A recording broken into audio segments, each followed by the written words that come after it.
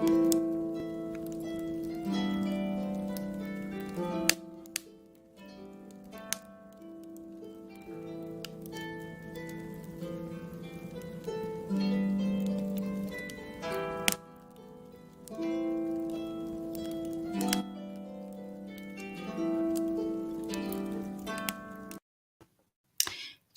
Korja, good evening to you, good morning, good afternoon, or if you are watching a recording of this Fireside Chat, welcome to this Fireside Chat. It's our 75th, where I'm in conversation with a member of the Order of Bards, Ovates and Druids.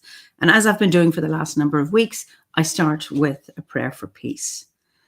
Gomara Shiakon Fudna Crinne, Gomara Shiakon in our Jaili, agus in our Jirha, Gunairi Lin in our Garmaka, Gamij Buichus Jeev, Jeha Quivdaka, is spirit Quivdaka. May peace prevail on earth. May peace prevail in our homes and in our countries. May our missions be accomplished. We thank you, guardian spirits and guardian deities. As the fever of day calms towards twilight, may all that is strained in us come to ease. We pray for all those who have suffered violence today. May an unexpected serenity surprise them. For those who risk their lives each day for peace, may their hearts glimpse providence at the heart of history. That those who make riches from violence and war might hear in their dreams the cries of the lost. That we might see through our fear of each other a new vision to heal our fatal attraction to aggression. That those who enjoy the privilege of peace might not forget their tormented brothers and sisters. That the wolf might lie down with the lamb, that our swords be beaten into plowshares, and no hurt or harm be done anywhere along the Holy Mountain, with thanks to John O'Donoghue. So, just let me see where you're all from. From Washington, Montreal, Abruzzo, Manitoba, Canada, New York, Utah, Hertfordshire, London. Lovely to see familiar names. It's lovely. Scotland, Bavaria, Tyrone in Northern Ireland. Wonderful. Washington. Great to see you all. Devon, West Yorkshire, Murfield, Belgium, Poland, Illinois. Lovely. Edinburgh. Great. Berkeley, California. Sorry, you call it Berkeley. California, Austin, Texas, Wexford. Lovely. That's very close. And Finland. Wonderful to see you all. Wisconsin. Hi, Alan. Killaloe, Ballina. Wonderful. So let me introduce you to my guest this evening, and we go to the UK, and I'd like to introduce Chris Parks. Chris, you are so welcome. Thank you. Thanks for the invitation. Hello, everybody. Can't see you, or I've heard some of where you're from. And yeah, good morning, good evening, good day, good everything. Hi. So, where are you? I'm on a farm, an organic farm in the Vale of the White Horse in England, fairly close to Swindon and Oxford. And it's a nice place to be. Druid camps used to happen here many years ago. And that's how I got to know the place and the farmer and the land. And we were so lucky we have a spring to fetch water from. And I live in a small woodland that I've planted quite a lot of and keep bees here and have a sort of wayward family and built a house. So my father built this table. I think my grandfather built that chair, and I had a go at building a house, a straw bale building. And it's been up, 11 years now. And yeah, it's a nice place. It's quite well connected as well, isn't it? The sort of home counties, middle of England. And so yeah, this is where I am. And you're in Ireland? I'm in Kilkenny in the southeast. It's about an hour and a half southwest of Dublin. So yeah, that's quite close to Dublin, isn't it? It is, yeah, absolutely. Now, you just told me before we came on air that you are off grid, and I'm just absolutely, I'm just so envious. Well, it's not as good as it sounds. I mean, yeah, it's challenging. It can be challenging, but it gets better every year. Technology just is getting better and better. We've got ourselves this lithium iron phosphate battery pack and a few new solar panels, and it's great. We can now run a proper washing machine. Not that that's anything to be proud of, but we can, and we've got more electricity than we need in the summertime. So I'm even thinking about investing in an electric kettle because The house is heated on an old Rayburn that we took off a boat that sank in Bristol, and it's been here ever since. And so, we burn mostly wood, and we, I'm felling trees that I planted 20 years ago. Some people say, when's the best time to plant a tree? And some people say, 20 years ago is the best time to plant a tree. And so I'm actually sort of thinning out a woodland here that I did plant 20 years ago. I came to the farm as a tree planter, I suppose. I was living in Wales, and I was actually living in an Iron Age village for a while. Wow. And then I came here to help take down a druid camp that blew down in a storm one Samhain. And I met a guy called Tony who'd just moved in as well, who was working here as a tree planter. I said, is there any more work? And he said yes. And he said, it's piecework, you get 50 pence a tree. I thought, well, that's brilliant. I only got 12 pence a tree in Wales.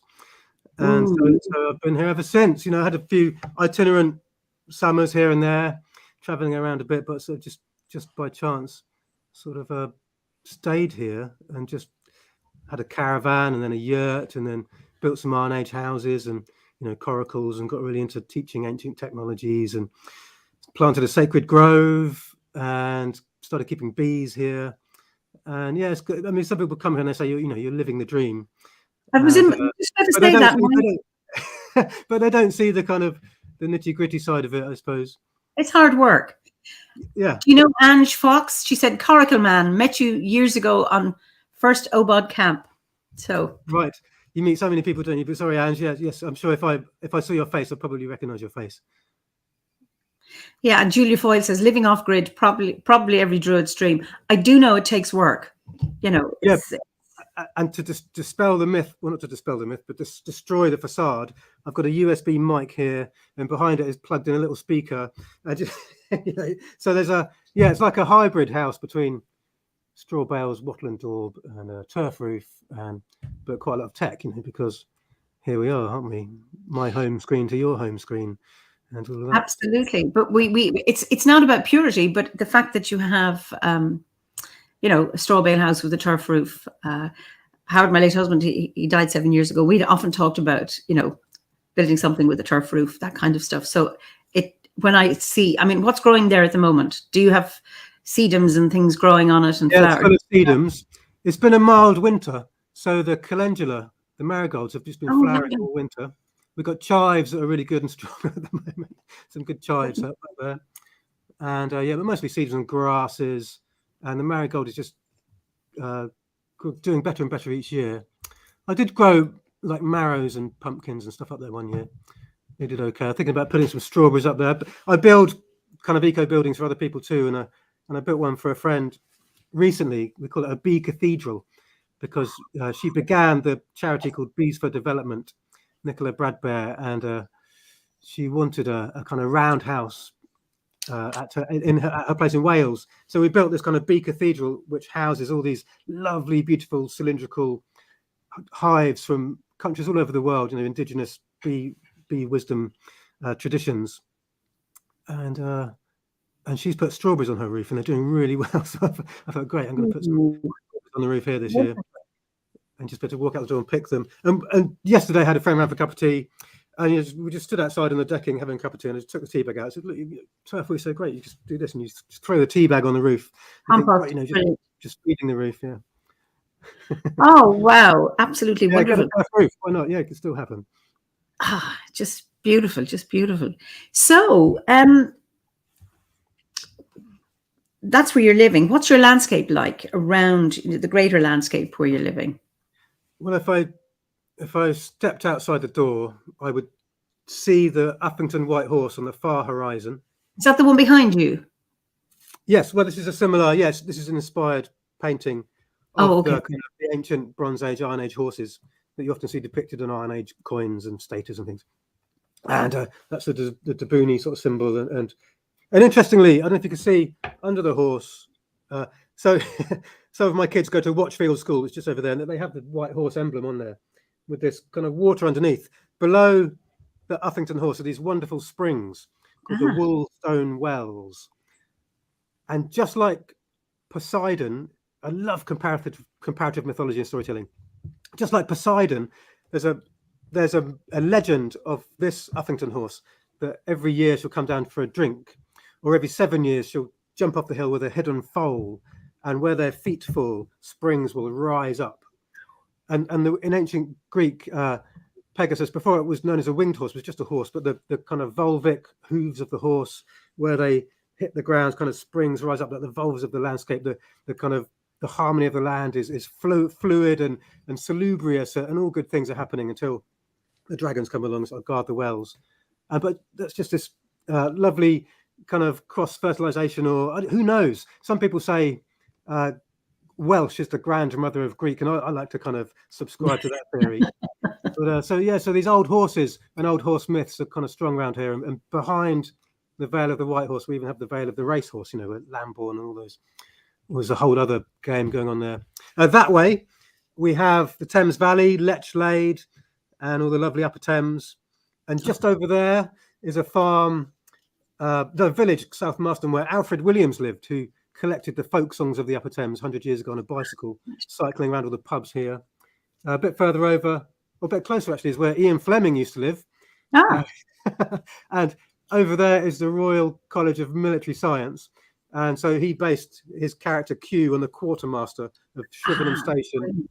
So there's a lot of kind of spy stuff going around here. And over there's Coles Hill, where the first auxiliary units, they were known as, who were the secret British resistance force of the Second World War, were trained underground, just over there.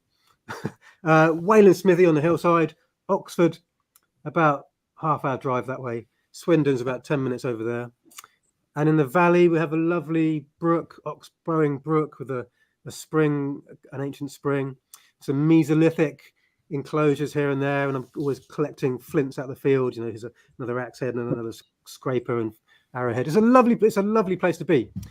But also, I'll step outside the door and I can hear the sigh of the A420, and you get gliders of being pulled up by planes going overhead. So it's not like out in the sticks, completely isolated in a kind of a be loud glade, but that's quite nice in a way to be connected. And I've just driven down to Hampshire and back today to Alan Titchmarsh wanted some skep making on his new morning TV program, so I think I might be the go-to kind of skep beekeeper. Are you going to make them for him, or will you teaching him how to make them? Just demonstrate. And he's a master at his craft, of presenting, and he's smooth and erudite and jovial and genial, and I was kind of coffee fueled, tripping over my words, blah blah blah blah blah about bees, and but I think they got some good footage. Oh, I bet they did. Yeah. Are skeps easy to make? Do you make skeps, or do you get somebody? I make skeps. I've been making baskets since I was 19. I did a degree in sculpture, and a friend there, Mervyn, he taught me how to make a basket, and I've been doing it ever since. And then about 15 years ago, I started to make skeps. JJ Middleway used to live here. Farm in a yurt over there, and we decided that we would study the stars. Every dark moon, we got together. Sometimes a few satellite druids would come in, and we'd decide. We actually went through the Bohemian stars of Cornelius Agrippa's books of occult philosophy. These 15 fixed stars, and we thought that's a nice system to go through those stars. And once a month, we kind of scurried in with all our research and what we'd learned about this star, and sort of fed it back to each other, and then went out to the grove, lit the fire sometimes. The dark moon, you're going to see more stars, aren't you? Mm-hmm. And then kind of did this kind of attunement ritual to the stars. And by about 10 months in, we started to view the night sky as one giant skep, a bit like the Arabian tent kind of view of the night sky. And so we thought, great. So, circular horizon. This is the land of circles, isn't it? Circles of stone and enclosures and circular houses, circular beehives, circular boats, circles of people. And then it all went from there. So we started to call the grove the Bee Grove. And JJ said, I used to keep bees years ago at High Grove, as he just kind of comes out with another sort of interesting fact. And I said, I'd quite like to have a go at that. Now we're sort of settled down here. And he just gave me some really fascinating books and an old hive and some gloves and a veil, and said, here you go, here's my old smoker as well. and we sort of christened or named the bee grove, and the bees have been going strong here ever since. Wow. And I just happened to be in the right place at the right time, because and I didn't want to just, I'm on a rant, sorry. But no, this is lovely. Keep going. Yeah, I have a bit more of this. I just happened to be in the right place at the right time, because I wanted to keep bees in skeps. I'd lived in an Iron Age conditions, and for 7 weeks with a community of people, and honey was just as such a blessing, not just to eat, but also to brew with. And I was thinking, well, how did ancient people keep their bees, and what were the old crafts of beekeeping before the movable frame hive came along? So I thought, well, I soon learnt that you have an etiquette as a beekeeper to keep healthy bees and to communicate with all the other beekeepers in your area, because your bees will be sort of cross-fertilizing with other bees, and diseases will spread and things like that. So I thought, I soon realized that keeping bees on fixed comb like this is illegal in quite a lot of the states of America and in some countries in Europe, but not in this country. So I thought, okay, there's some etiquette. I ought to go down the transparent route and just kind of declare to the local beekeepers, this is what I'm interested in. I'm interested in ancient technologies. I'm interested in looking to the past to look to the future. There's a lot of problems in bee health and the way we keep bees at the moment. I'm interested in babies that might have been thrown out with the bathwater, and of course medicines in the hive, and apitherapy, and all the folklore and the traditions, and making mead and all of that kind of stuff, all that deep lore.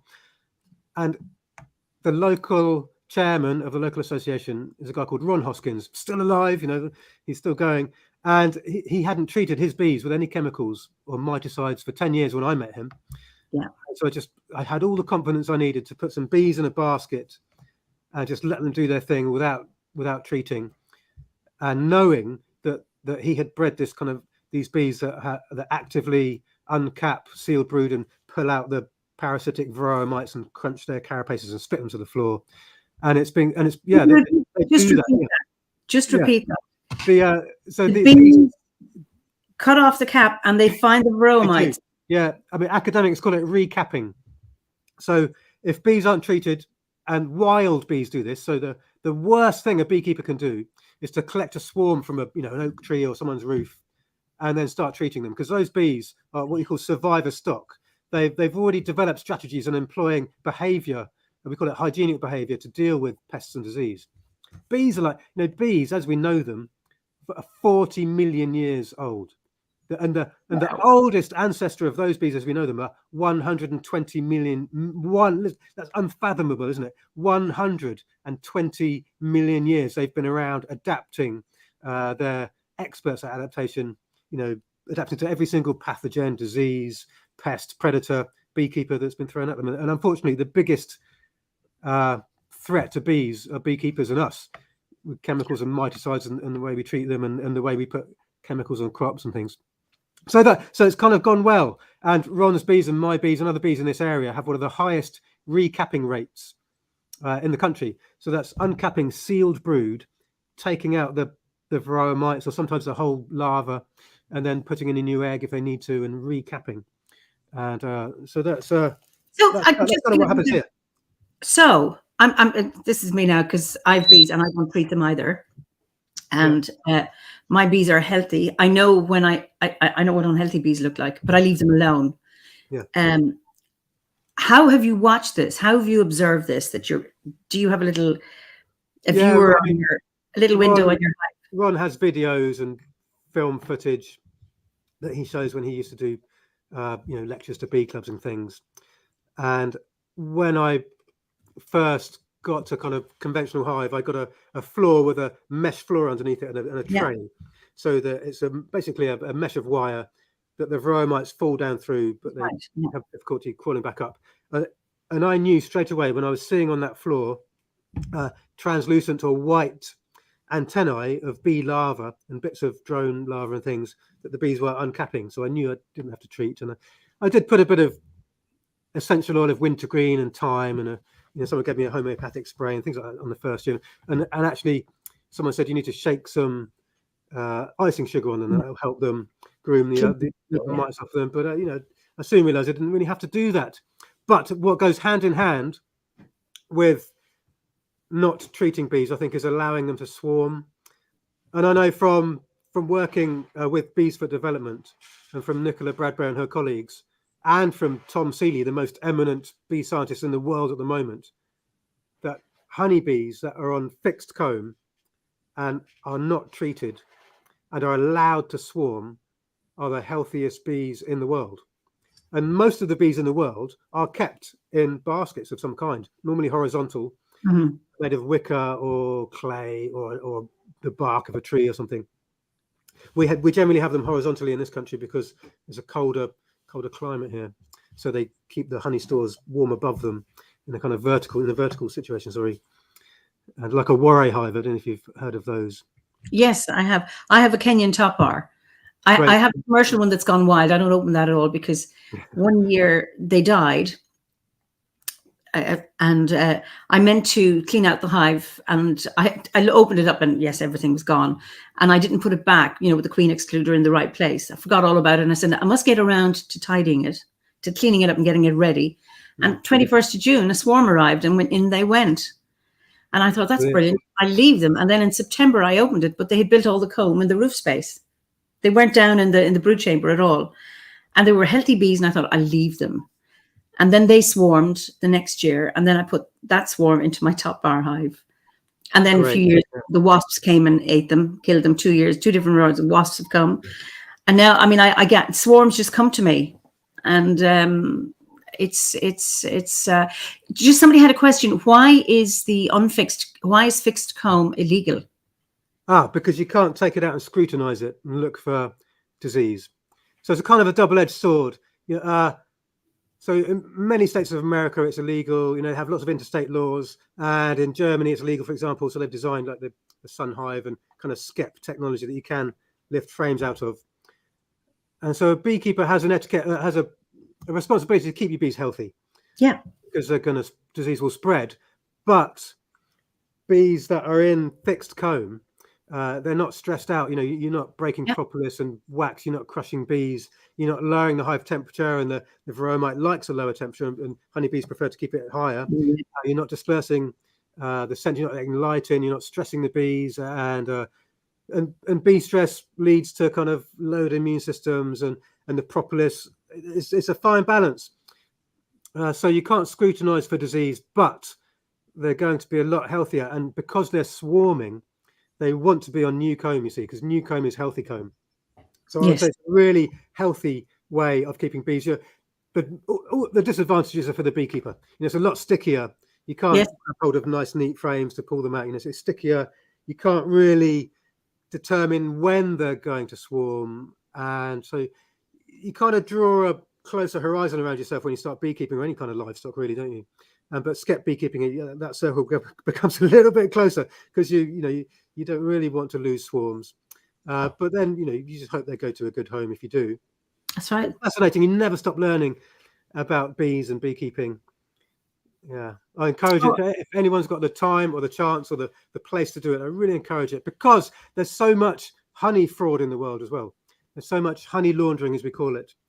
And all the main supermarkets were tested a couple of years ago. Everybody failed.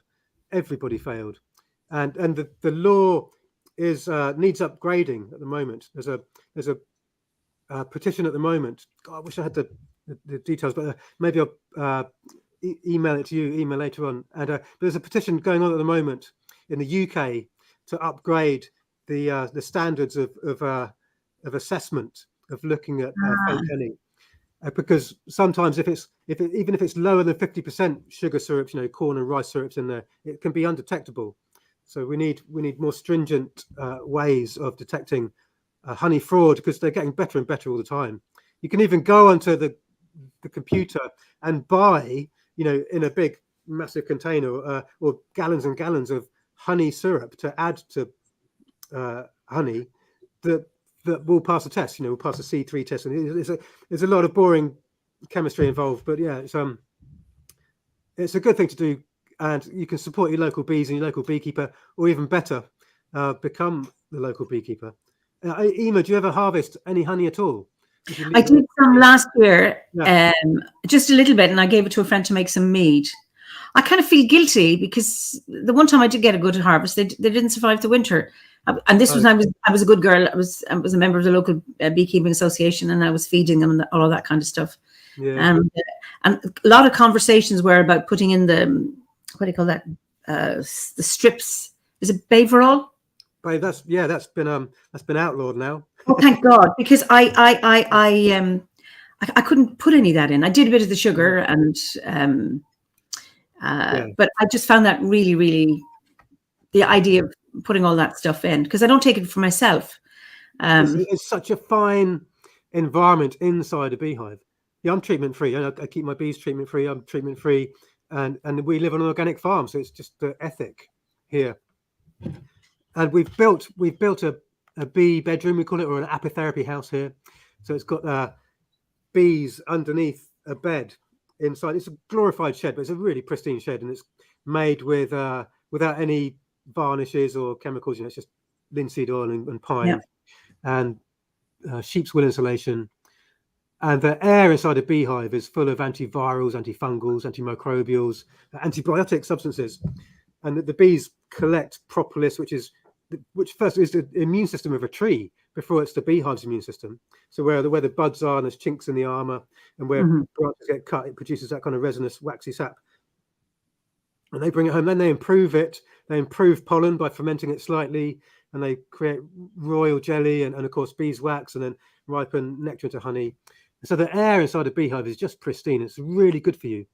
And then in the 1980s, some Austrian beekeepers did lots of hard science on beehive air, and now it's a therapy. So we've built this beehive air therapy room, and we've got these like kind of sweet sleep apnea face masks, and you can breathe in that sweet, spicy, honeyed air, and it's really good for respiratory disorders and asthma and stress and many things. Actually, all sorts of reasons people come to the honey house, and they go away sort of wagging their tails.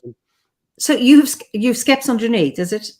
I keep bees on many different styles of hive. I've actually made, it's like a Dartington hive, if that makes sense, which is so Robin Dartington in the 1970s, he designed a beehive on 14 by 12 national frames, so deep national frames. Yeah.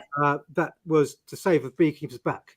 So it's like half-size supers, and it's a big horizontal hive. So the bee bedroom is like one long Dartington that you could squeeze in 7 colonies in there, but I only like to have 4 going. So there's a big gap in between each one. And you have a roof on it, on the hive. Yeah. So the entrances are on the outside of the south-facing side of the shed, and you come in, and there's no bees flying around in the inside. It's like a sauna. It kind of looks like a sauna when you're inside, but underneath the sauna bench, if you like, are a load of bees. And these... Oh, you mean, sorry. Okay, I'm just trying to work, because Guy Hayward told me about that, about your. I thought, oh my God, I've just loved it. I'd love to go and see it. So you actually have bees are flying around underneath the bed. Yeah, so the hives are underneath the bed, and there are meshes where the beehive air fills up the room.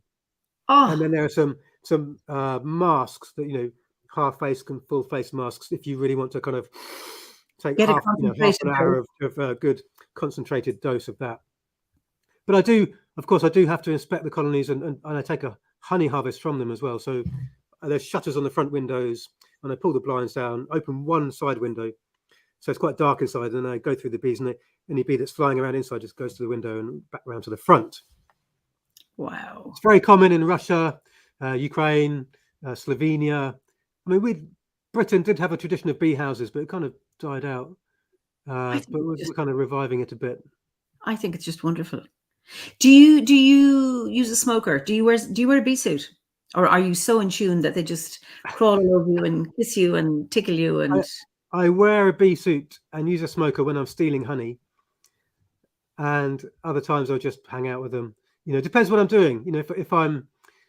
If I'm going through like a movable frame hive right into the brood box, and they tell me, I don't use gloves, but if they tell me I need to put, if I've only got a smock on it, and they'll soon let you know if I need to go back to the bee shed and put the full suit on.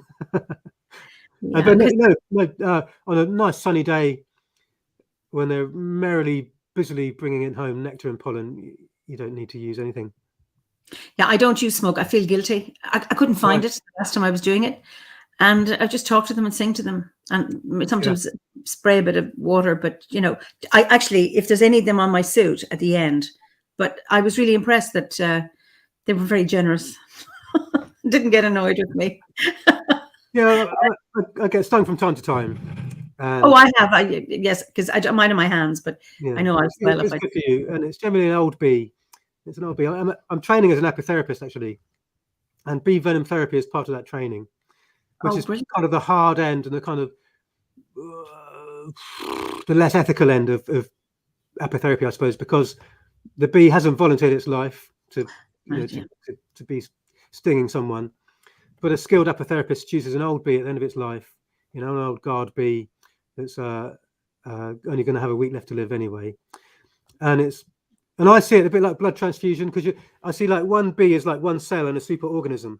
So it's like, you know, that bee wouldn't be able to exist on its own. So it's a bit like taking tomatoes off a tomato plant, if you like. You know, you're harvesting just a small piece of a big organism. That's not, well, tomato plant's a bad metaphor because that's annual, but, you know, like an apple tree, picking an apple from an apple tree. Yeah. Wow. Now, some questions. There's one question. Hazelnut has a question for you. Does Chris have a YouTube channel? So he's so interesting to listen to on many subjects. Would love to learn more on if you haven't YouTube. Do you have one? Talking about all I made one YouTube video ever, and, you know, I just think life is so mechanized, isn't it? And so much of it now is we're consumed by staring at a screen. And I could do, I suppose. I do have an Instagram account, and I'm on Facebook, and I do post up videos from time to time. What can I say? This is so fascinating. And, you know, I mean, you get a huge reaction here. Positive. Anyway, so that's something to think about for the future. And then Jem says, I've heard about bee therapy, somebody treating bee therapy for MS. I know certainly for arthritis. Mm-hmm. What else would you be treating it for? Well, it's a good antiviral. All venom is antiviral, actually. Yeah. It's good for your smooth muscles, good for your skeletal system, good for your heart. It's good for your brain. It actually reduces the growth of tumors, and especially breast cancer. And venom is good for a multitude of things. I mean, especially immune system disorders are the classical things like lupus, MS, rheumatoid arthritis, things like that. But also other more terminal illnesses. And would you have it in the site of the tumor or just anywhere? Where's an optimal place? There's so many factors involved. First of all, you do a kind of holistic assessment and look at the whole big picture. Look at the causes, and you look at the causes of the causes. You know, and then you go in to look at the person, and there's acupressure points and acupuncture, if you like, and you could use the traditional acupuncture points up and down the spine, and it depends where the tumor might be as to if you would make a more local acupuncture treatment. So, and I'm sorry, I have to go into details here. Do you? Okay, you've identified your old bee. Yeah. The ones with the grey hair, and so what do? You pick it up with your finger, and then you irritate it, and then you just put it on the site. And there are many ways to do it. I haven't finished my training, so I've only treated family members.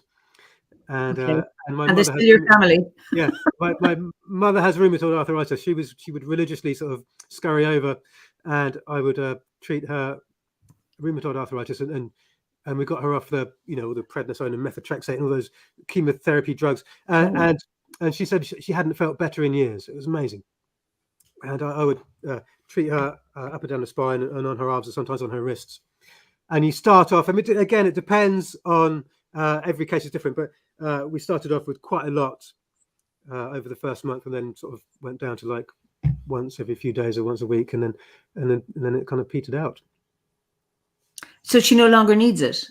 Well, she the kind of sad story is she then, I don't want to talk about my mum too much, no. but then wintertime came and I didn't want to use any winter bees, and then she, for other reasons, she needed to start taking medications again, so she went back on them, and this summer I keep saying to her, do you want to come over and try this one again? But she's in a kind of different phase of her life at the moment. There's all sorts of other complications and things. So we'll see what happens this summer. So it's kind of seasonal treatment then? It can be. I know apotherapists that do work through the winter, and also bee venom has a really long shelf life. It can be desiccated and powdered, and it still really packs a punch. It's not as effective as a live bee, but it does still work. And bees, there are ways to collect bee venom as well. You're giving bees a mild electric shock. Some people have developed these little sort of cages where bees will have an electric shock, express some venom, and then crawl away and live. And and they don't die. They don't die, but it's just I'm a kind of fan of less mechanism, more organism. I just think there's that, and you have this direct relationship. And I'm reminded, actually, again, speaking of JJ, who gave me my first sort of beekeeping kit, he told me that his beekeeping mentor showed him this. He put a bee on his hand and made it sting him. He said, "Watch this," and he just said, "If you just relax and just endure the pain, it will unwind its sting and fly off." And I thought, okay, that's just it's just a story. And so, but then I started to try it, and it really does work. If it's a real allegory for for moments in life. If you're in pain, or if you're suffering in life, and you just want to, if someone's caused you pain or whatever, and you just want to lash out, don't you? It's that thing when you're stung by a bee, you just want to do that. It's your instinct. Yeah. But if you can suck it up and sort of rein it in, and just relax, say, "Sorry, bee, sorry for it's fear that breeds aggression. I'm sorry for scaring you. I didn't mean to." Then they sense the change in your system, the change in your heart, and the change in your pheromones, and they can relax, and they can start to unwind their sting. And you just give that bee some love, and it completely calms down, unwinds its sting, and flies off back to the hive. And generally, if I'm stung like that on my hand, that's what happens. But if it's somewhere else in my body, if I can't see them, it's just like, oh sorry, no. Or if I'm in a hurry, so the kind of teaching there is, to not be in a hurry, I guess, to calm down. And bees are busy. They take the busyness out of you, don't they? Sometimes as well. This is so helpful to me that because I didn't know that they could unwind their sting, and because generally where I sting is maybe through my glove, and it's that thing, ow, and then you hit away. But to be able to, and then it's to be prepared. Okay, if I am stung, this is what I'm going to think about myself. I am stung. Okay, just because I do sing to them, and I talk to them. Yeah. And the idea of, I don't know if I'd be, it's like there's a part of me says, well, it wouldn't work for me. I mean, it'll work for JJ, it'll work for you. I would dare you, feel free to dare me to do something, but I would dare you to not use gloves this season, because it really slows you down. You have to. I know. You have to move like you're moving through the water, and you can feel a bee on a frame if you're picking it up, and just say, "Excuse me," and then they crawl over you. They get to know the scent of your hands, and there's some and the alarm pheromone can build up on gloves as well. So the gloves can be a bad thing from the onset. I help a bee farmer sometimes. He's got bees all over Salisbury Plain, and we never use gloves. But and we go through a lot of colonies. Sometimes get stung, but it is is good for you. Okay. Everything that comes out of a beehive is medicine. Especially the bees. Actually, looking at indigenous cultures like looking at bears and chimpanzees hunt honey, and made a bit. What they're really after is the brood. They're really after the larva that's full of protein and surrounded with royal jelly and propolis, and they might have a bit of honey for dessert. And when the first organic honey was certified in this country, there were some people sat in a boardroom in London somewhere, sort of with all these bullet points, say, we has to do this and it has to do this, and one of the bullet points was it has to come from brood that's completely unharmed. Has to come from a situation where the brood is completely unharmed. And of course this honey was coming from like Tanzania or somewhere, and so they fed back to this boardroom that this is the bee brood is the strongest medicine for our eldest people in their weakest moments. you know, and it always has been medicine. And before honey was nutrition, it was medicine. Still is. It's interesting how boardrooms or, you know, policies or procedures are created so isolated from the reality, isn't it? Yeah, I guess they had their dynamic equilibrium going though. You know, they were listening to each other, and they came out with a workable assessment.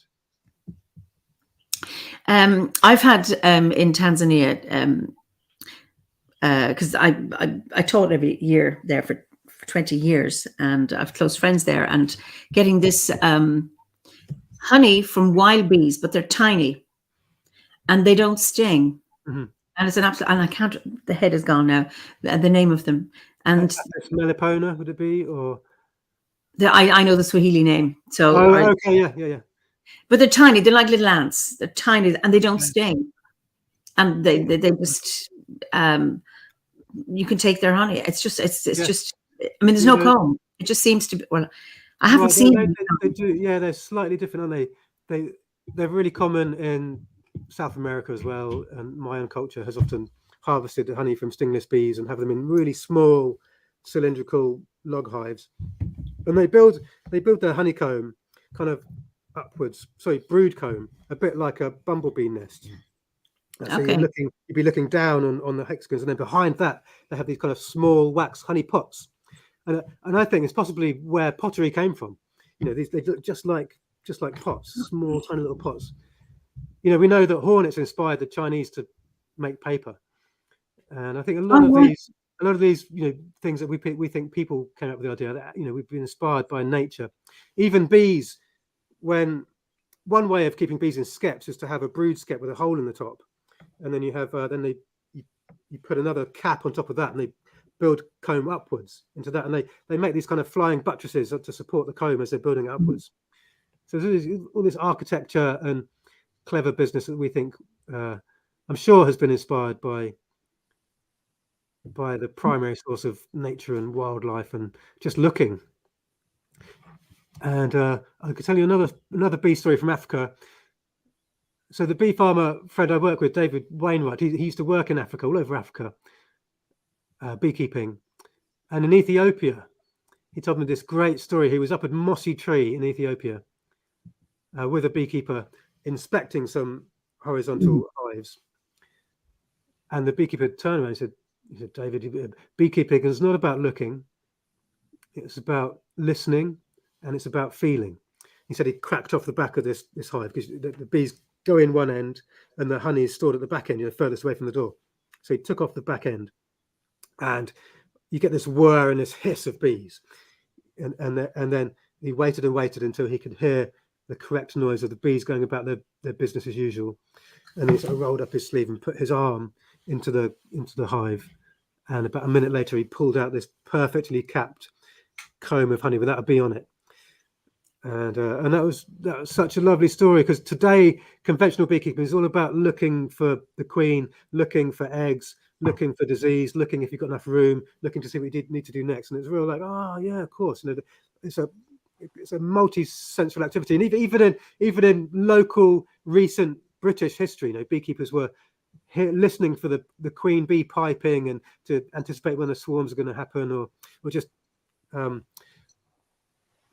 a feeling, you know, just that sense of feeling. So I think, you know, to feel more and listen more is a great thing.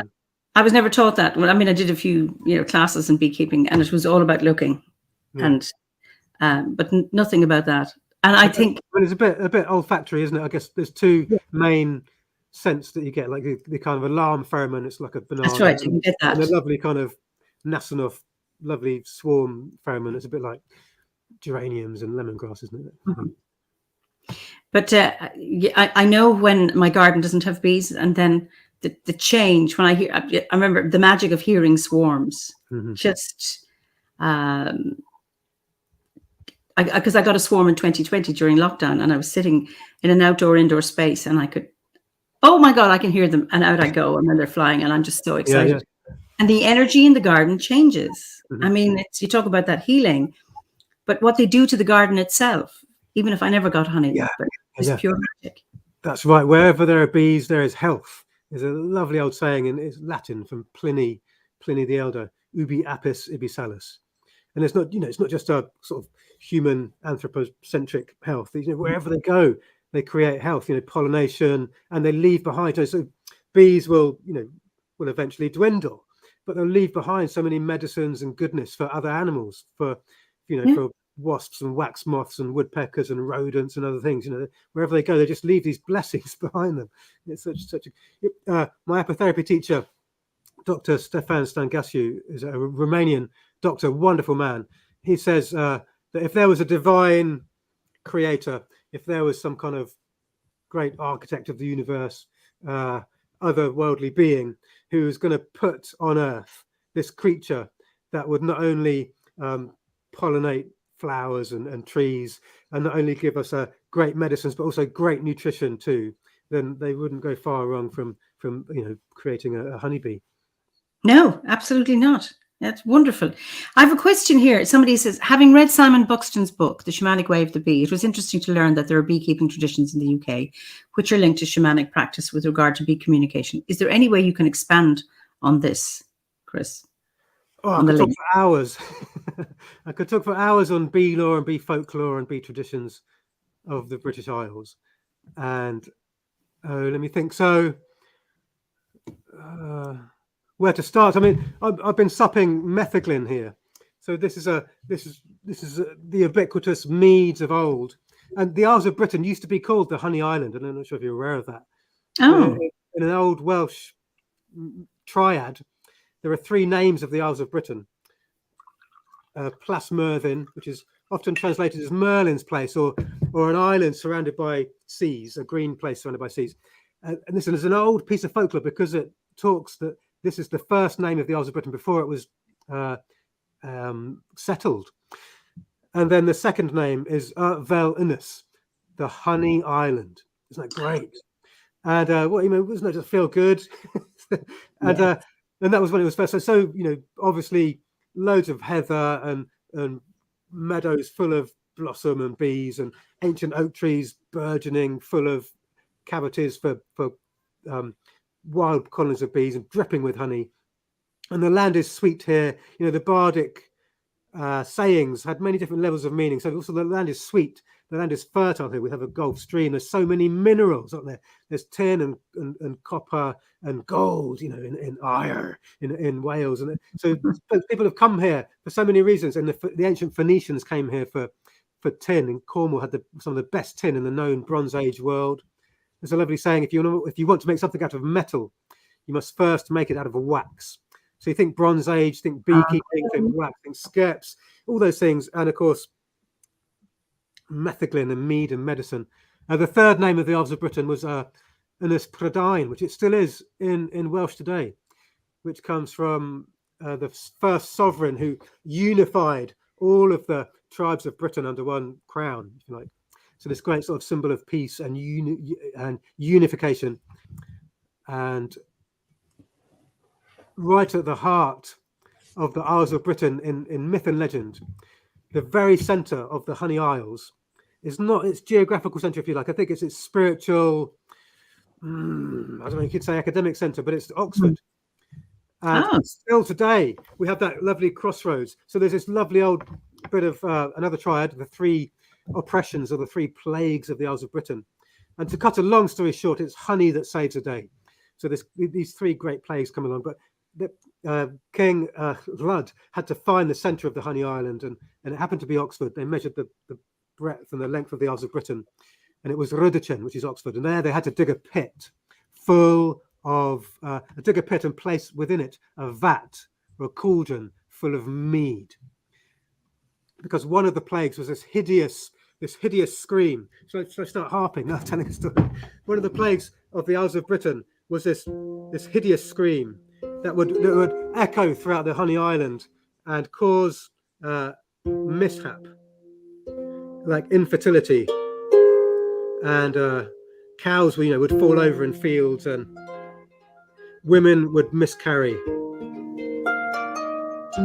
I can't bother to play the harp and concentrate at the centre. But and this happened on the eve of May Day.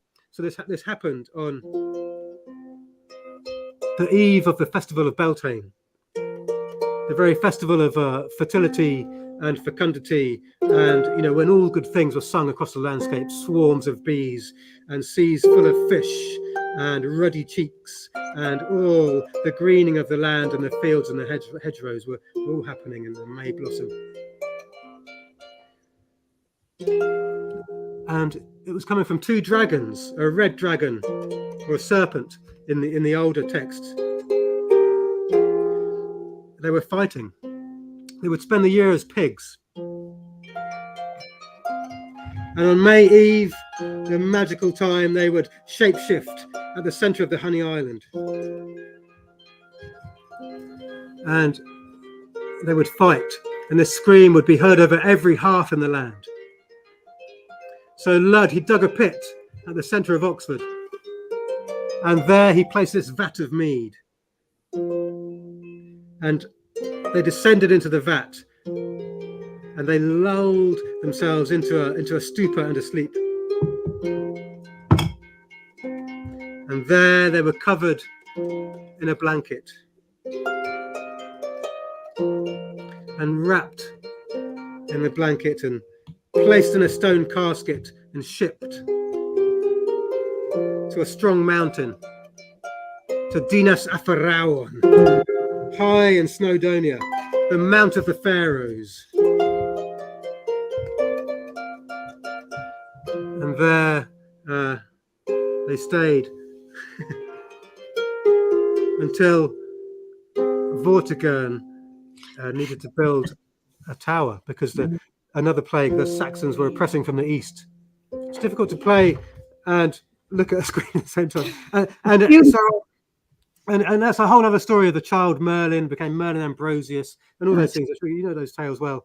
But so the mead is this like ubiquitous drink of old. Wherever you look into ancient stories, ancient poetry, and ancient lore, you find people drinking mead and it's medicine. In your neck of the woods, you have the Mid-Tura, the whole kind of the hall up on Tara, this where the mead was circling around, and of course, the goddess Maeve and her association with mead, and Clonmel, and there's like so much yes, island, isn't there? And of course Saint Goblet and all these things that happen later on.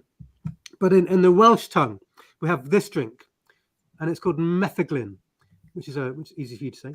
But it's a conglomeration of the two words methegon, which is a medic or a physician, and llyn, which is liquor. And so it literally means the healing liquor or the medicine. And it's mead with herbs diffused in it, with like you make small batches for different reasons. You could have a nice giddying, euphoric, elderflower metheglin to lighten your spirits. You could have a really good astringent metheglin to kind of cleanse your gut, or you could have something more entheogenic, containing more interesting kind of herbs of prophecy like henbane and meadowsweet and things like that. And so there are all sorts of ancient recipes of metheglin. Yeah, I could prattle on for. I'm just going some special metheglin is being made for the gathering this summer. Well, it was meant to be for 2020. Yeah. Do you know Jem? And is it Jem? His surname is gone from me. I've tasted. I had a tasting in 2019 at the summer gathering. Only three. Now, which did I like? So I liked all three, but I chose one. So I think I'm going to be imbibing some of that this June at the summer gathering. Good, I'll be there with you. So did you try the dry one and then the sweet one? Yes. Everyone always like the sweet ones the best, don't they? I do. Yes. I wish I liked if you ever try the dry one, then that it's obviously the one that's going to stay with you. Exactly. It's interesting. Just comments here. Beekeeping has also been used for PTSD treatment. Mm-hmm. But David says it didn't work for him. He was always mortally fearful every time he opened the hive box. Okay. And then there was somebody. Oh yeah, Anne Beard has an interesting question. She's asking either of us, but I have none. I'm going to ask you because you're the expert. Any thoughts about why some people are so allergic to bee stings? What's happening in their body? Well, beekeepers can become allergic. And there's a kind of sweet spot of how often you get stung. And it's a shock. So it's an anaphylactic shock. So it's not just what's happening in your body. It's also what's happening in your mind and your soul as well. And yeah, so it's a weird science. I know beekeepers that have had anaphylactic shock, but have been tested and they're not allergic.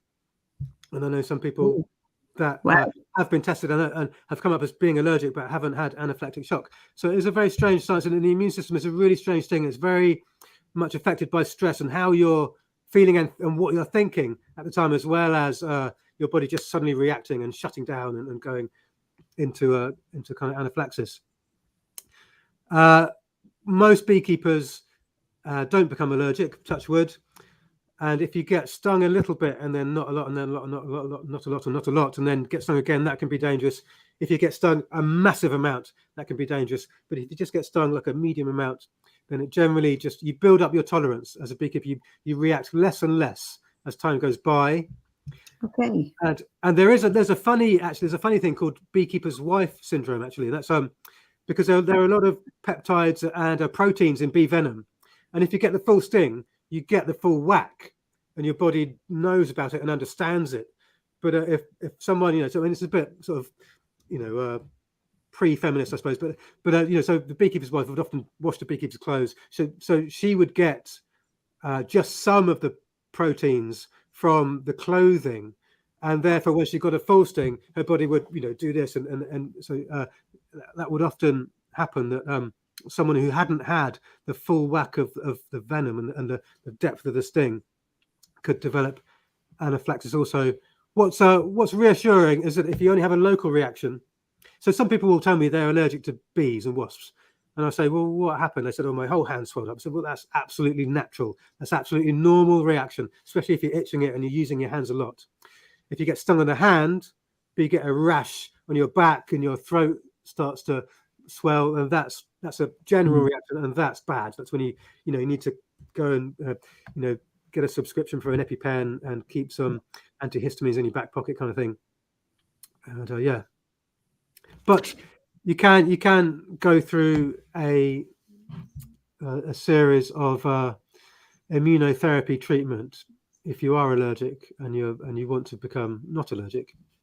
I mean, it can take a year or so to visit a local specialist.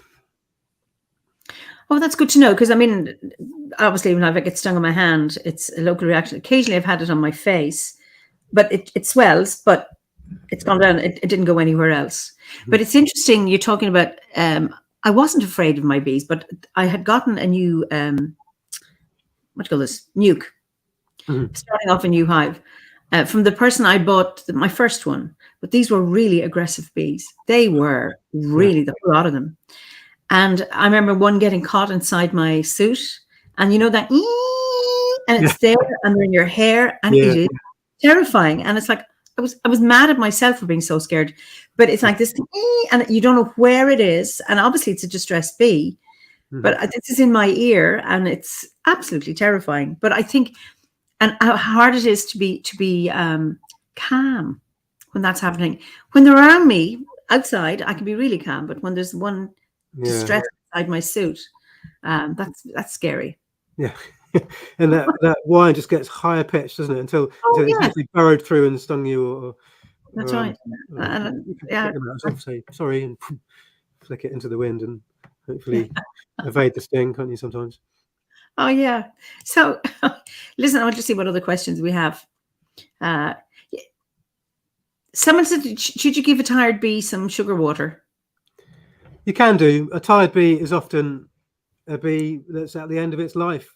So bees in midsummer time will only live 6 months. Sorry, 6 weeks. 6 weeks. Yes. A winter bee can live up to 6 months. But interestingly, they have the same amount of wing beats. And if you find a bee like a bumblebee in the springtime or in the autumn time, it could be a queen bumblebee who might need a bit of nutrition, or might be cold and hasn't warmed up properly, or in the autumn might be looking for a nesting site. So that can be helpful to bumblebees. Yeah, but you're recommended not to give them honey, because it can be non-easy honey with spores from disease diseases in it. You could be spreading disease. Unless it's honey from your own apiary, or a beekeeper that you trust, and that it's come from healthy bees. It's interesting, you're talking about all the medicine that comes from the hive, be it honey, pollen, or whatever, and yet we're told not to give babies under 1 honey. I'll tell you why. There was one case. Okay.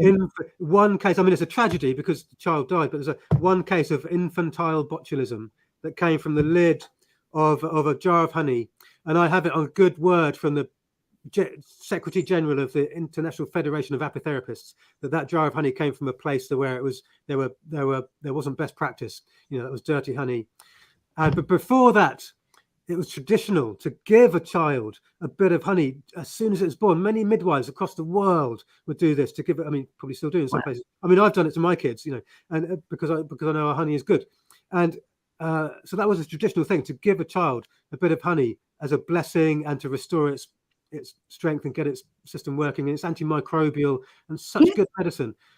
And there was even a special kind of mead called a caudle that was given to the mother in bed rest. So it was like a hot, spicy mead to kind of revive her after the labour. So it's interesting, isn't it? All the way through milestones of life, like honey and bee medicines are there, from your first rites to your last rites, and all the kind of the marriage rites and fertility rites and birth rites, everywhere in between. It's there, sort of sewn into our lives. So much for bees. But when you have such caveats like that, then it's like, oh, people are afraid to give honey. It was the same with peanuts, because it's interesting. When our daughter was 5 months old, we used to go to Tanzania, but I took her first time in Tanzania was when she was 5 months old, and I was breastfeeding her, and she hadn't gone on solids, and I had decided, well, we're going for a month. I'm not going to wean her now. I'm going to wait till we come back, because it's just going to be really difficult. But anyway, she kicked up a fuss every time we sat down, even though I would have fed her before our food, and I realized she was screaming for food. So asking my friends, what do you give here? And they had this stuff called lisha, and it was a mixture of various grains, including groundnut flour. They always gave, so it was groundnuts, sorghum, a kind of millet, maize, and there was 5. There was a 5th one, I can't remember. And that was staple weaning food for babies, and no peanut allergies. Yeah, I don't know. There's part of me wants to shake my skin. Peanuts are one of the most genetically modified crops in the world, and I'm sure people you have a lot of sort of gluten intolerance this day and age, and of course wheat is highly sprayed, and the modern varieties are stripped of all the goodness and nutrition. And I'm sure it's probably the practices. It's probably our fault, our practices that have contributed to these disorders and allergies. So one fine example is aspirin. Sort of willow bark contains salicylic acid, and and for stomach disorders you can sort of chop it up and make a tea of it, and it's good for us. It's anti-inflammatory, all those things. But aspirin, they kind of isolate one single component and then kind of synthesize it and then make a medicine that you can't give to children under 12 years old because it will give you duodenal ulcers or something.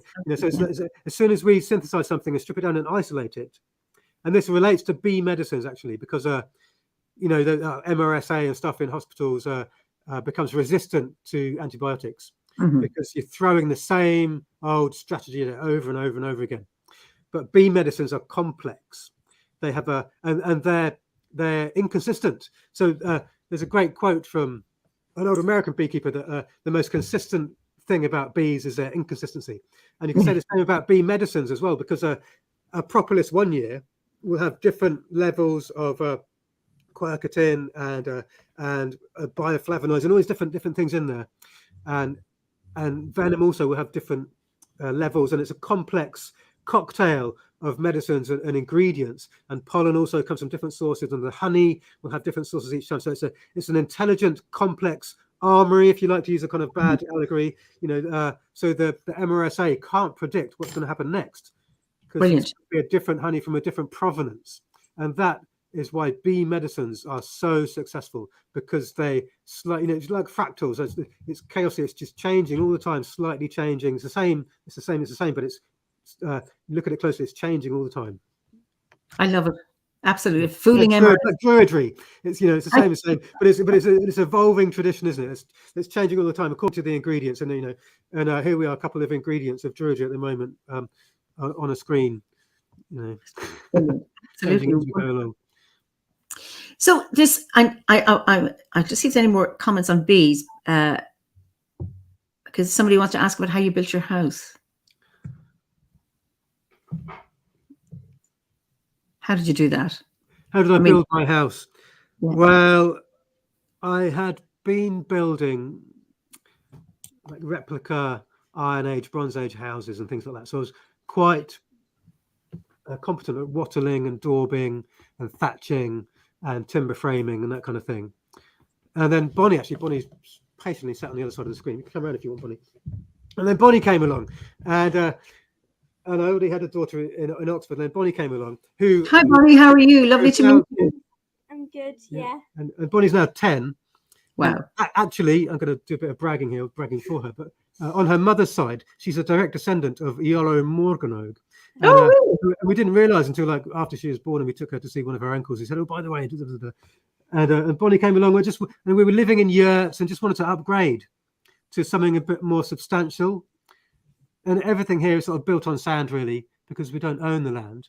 But we had to put it to the farmer and his sister, who lives in South Africa and half owns the land. Is it okay if we upgrade? And he sort of said, "Well, yeah." And so we tried to do the most biodegradable house possible. And we didn't know how long we were going to be here. And so it's and Bonnie's mum, Vanessa, had helped one of her friends build a straw bale house. So she was quite keen to do straw bale. And I'd never done straw bale before. So we did a kind of big rectangular one, thinking, you just use them like bricks, basically. We collected stones from all around the farm. We've got good coral rag limestone here. And we built this kind of stone wall and a kind of rubble trench, and then a kind of track on top of that with big coppice here. So we've got lots of good rods. We sharpen those and then pin the straw bales on top.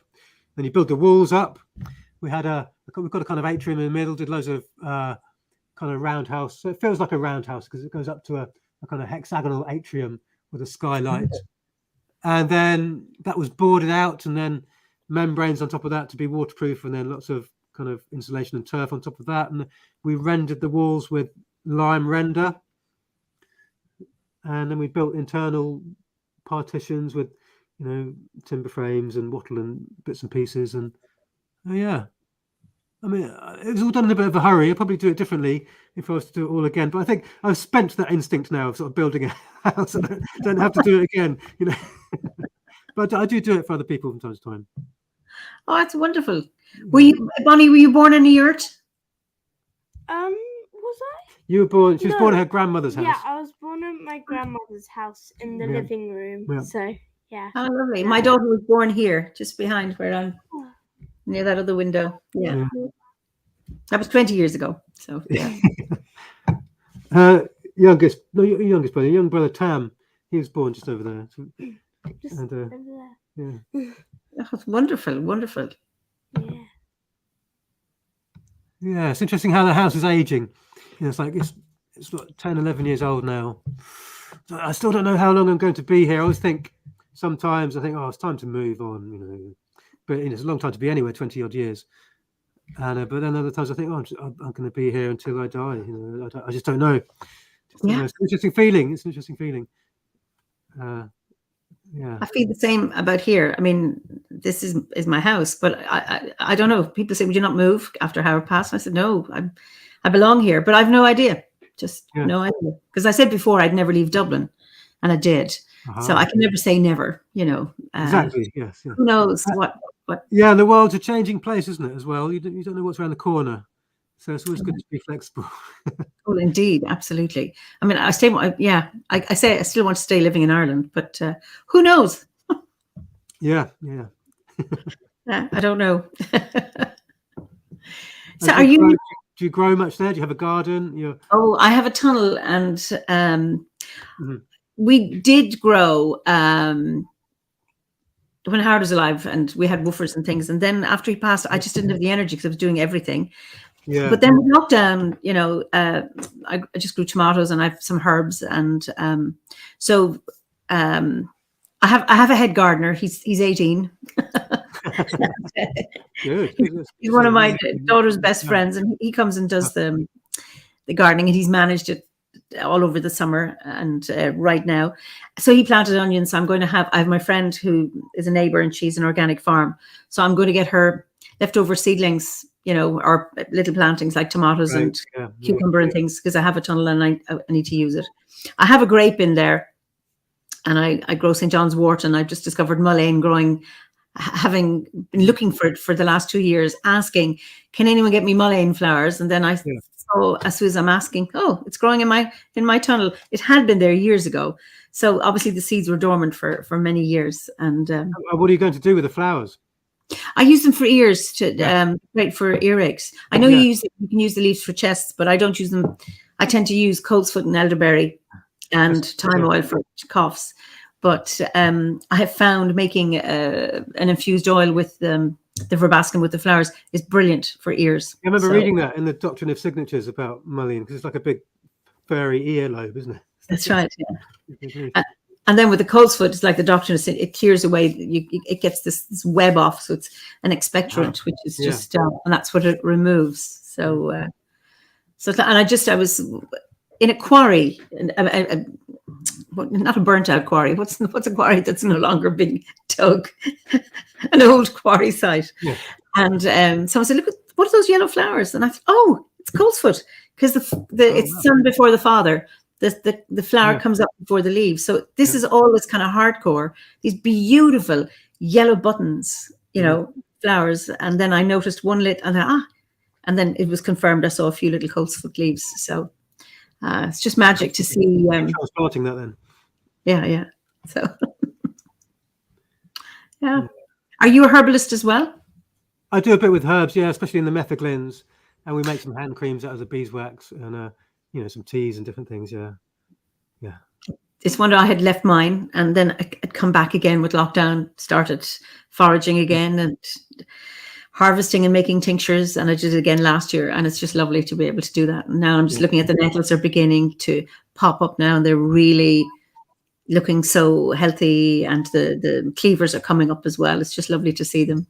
Yeah, I love that relationship you're describing of just working with what comes to you, if you like. We know what speaks to you, and what is most vibrant in your eyes. You see what you need. I like to think that whatever medicine you need is right under your nose or right within reach.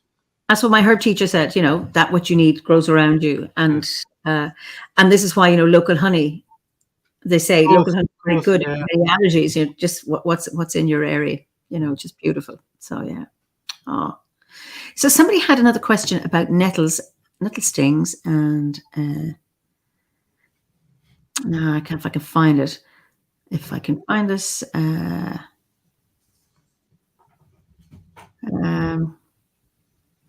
there a homeopathic remedy for bad bee sting? Also, yes, Apis mel is homeopathic bee sting. I have a. Do you use homeopathy? Not very often.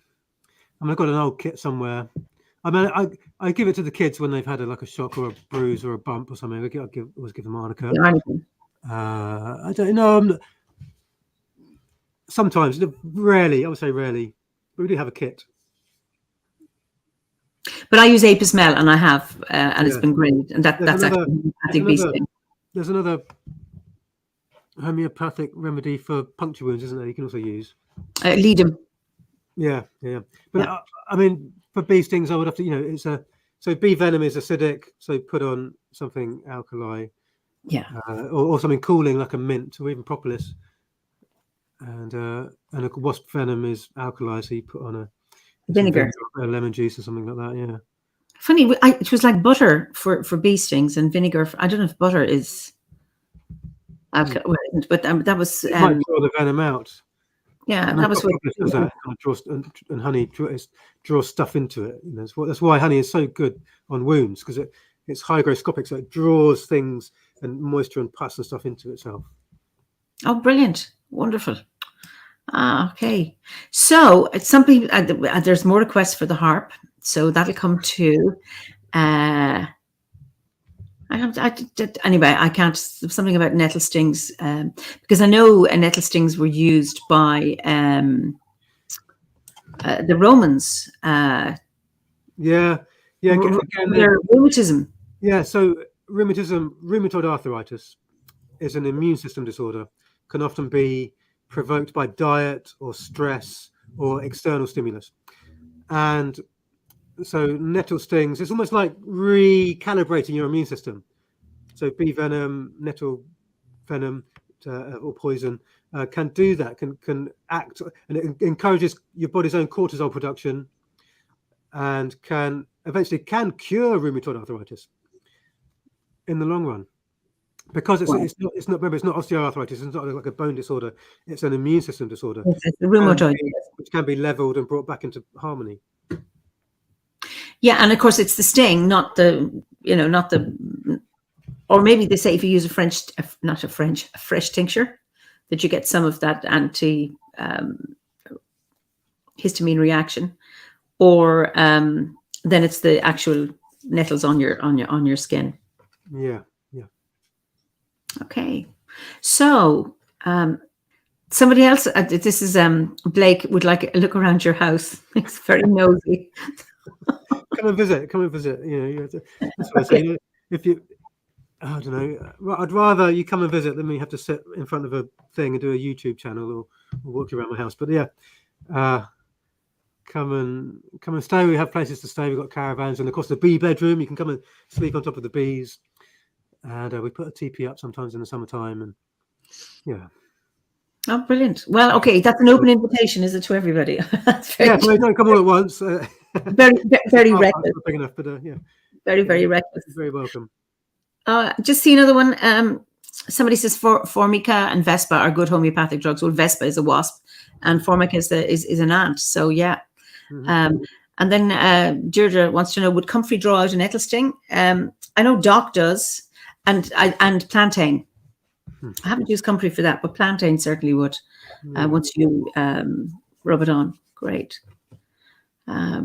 So can we have? So I mean, I know you have lots of treats in store for us. I could maybe drink a bit more of this, and I think last year we had a massive. We have a green burial ground here. We had a massive amount of henbane growing up in the burial ground there. Wow!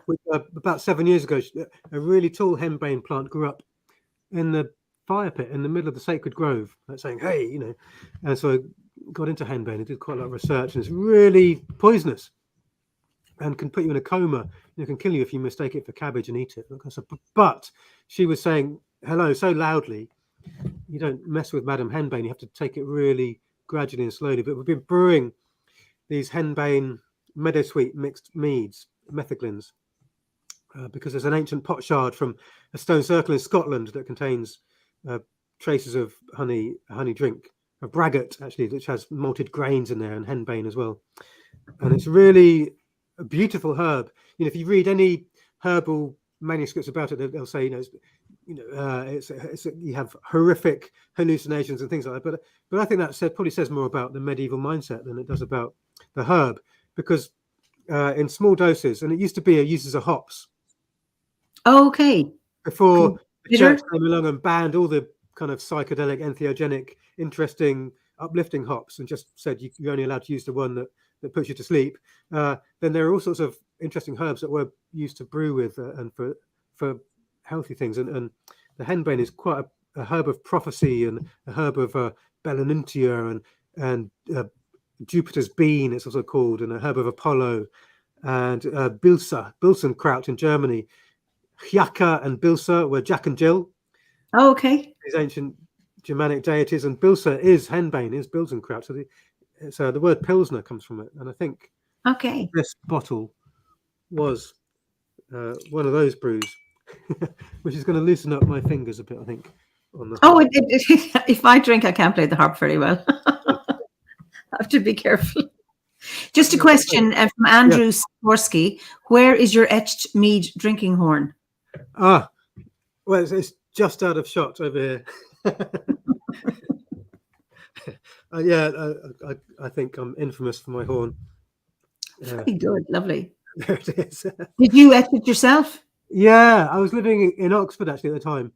I see the owl in there. Yeah. There's the OBOD symbol on it, and it's got a kind of bee here. Oh, beautiful. 25 years ago or something, I did it with a penknife, living on the Cowley Road in Oxford.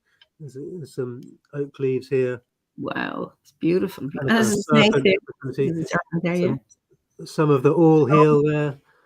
Oh, brilliant. And there were 13 moons around the top. I've often dreamed of like doing like a goldsmithing, silversmithing course and putting a nice rim on the top and a lid, all that kind of stuff. But yeah, so that's. Do you wear that around your waist? It does hug the body really nicely, actually. And oh, you hold it, because I have a short one and my husband did a longer one. But wearing it on a belt kind of wrap around your thigh. But it's very ergonomic. The great thing about this horn is you can fill it with a 750 milliliter bottle, put it down, and because it's got that kind of S bend there, it doesn't spill. Oh, brilliant! Yes. And what I've been saying through the pandemic is, ironically, this is the ancient flu jab, because it would go around and everybody would drink a bit from the same vessel, and therefore keep the kind of herd immunity strong, the community immunity strong. But we haven't been passing it around so much during the pandemic, but we are passing it around again now. So lovely. Next time I see you, hopefully we'll share some mead. Yeah. I'll bring mine and you bring yours. Okay.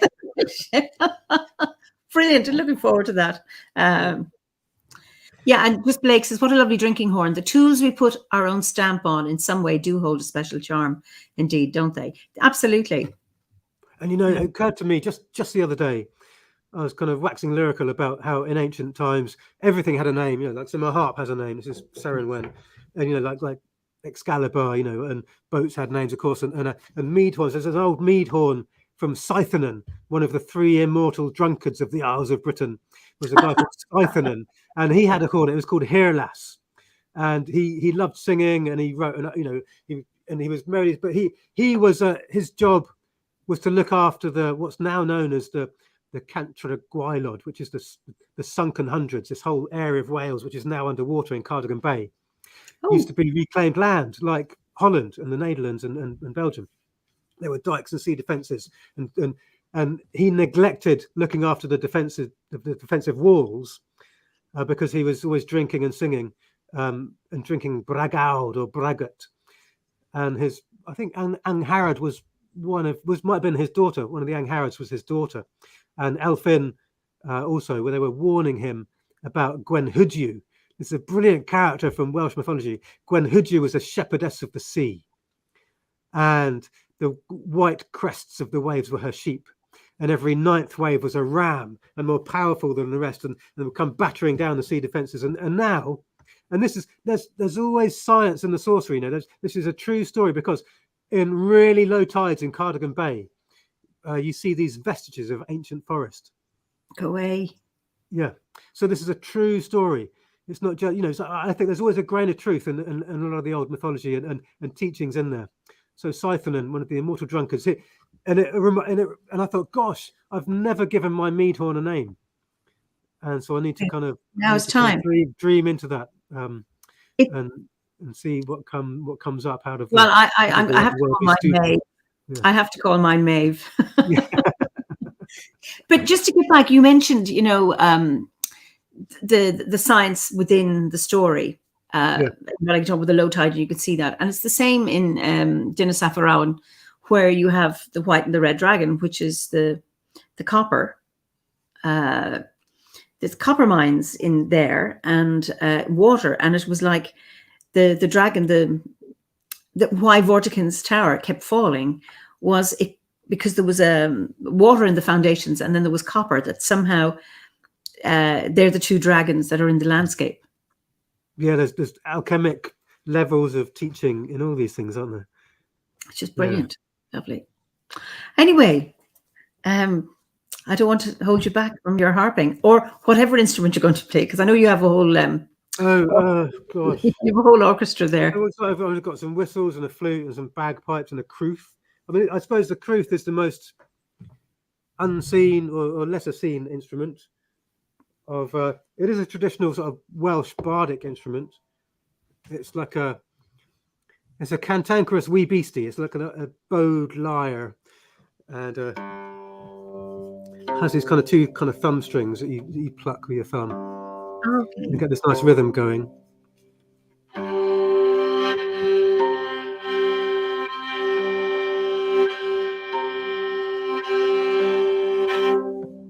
It's gone slightly out of tune.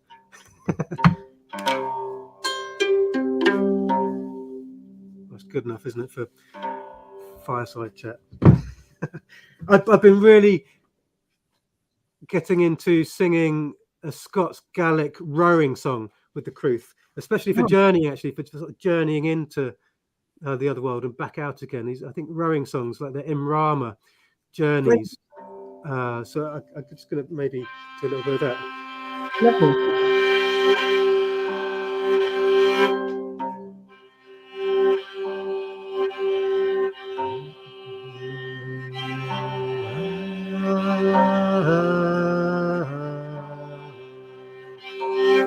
Also, you know, a lot of people you might see playing a harmonium and singing this day and age, and I'm pretty sure that the old Welsh bars used the crwth in a similar fashion. Okay.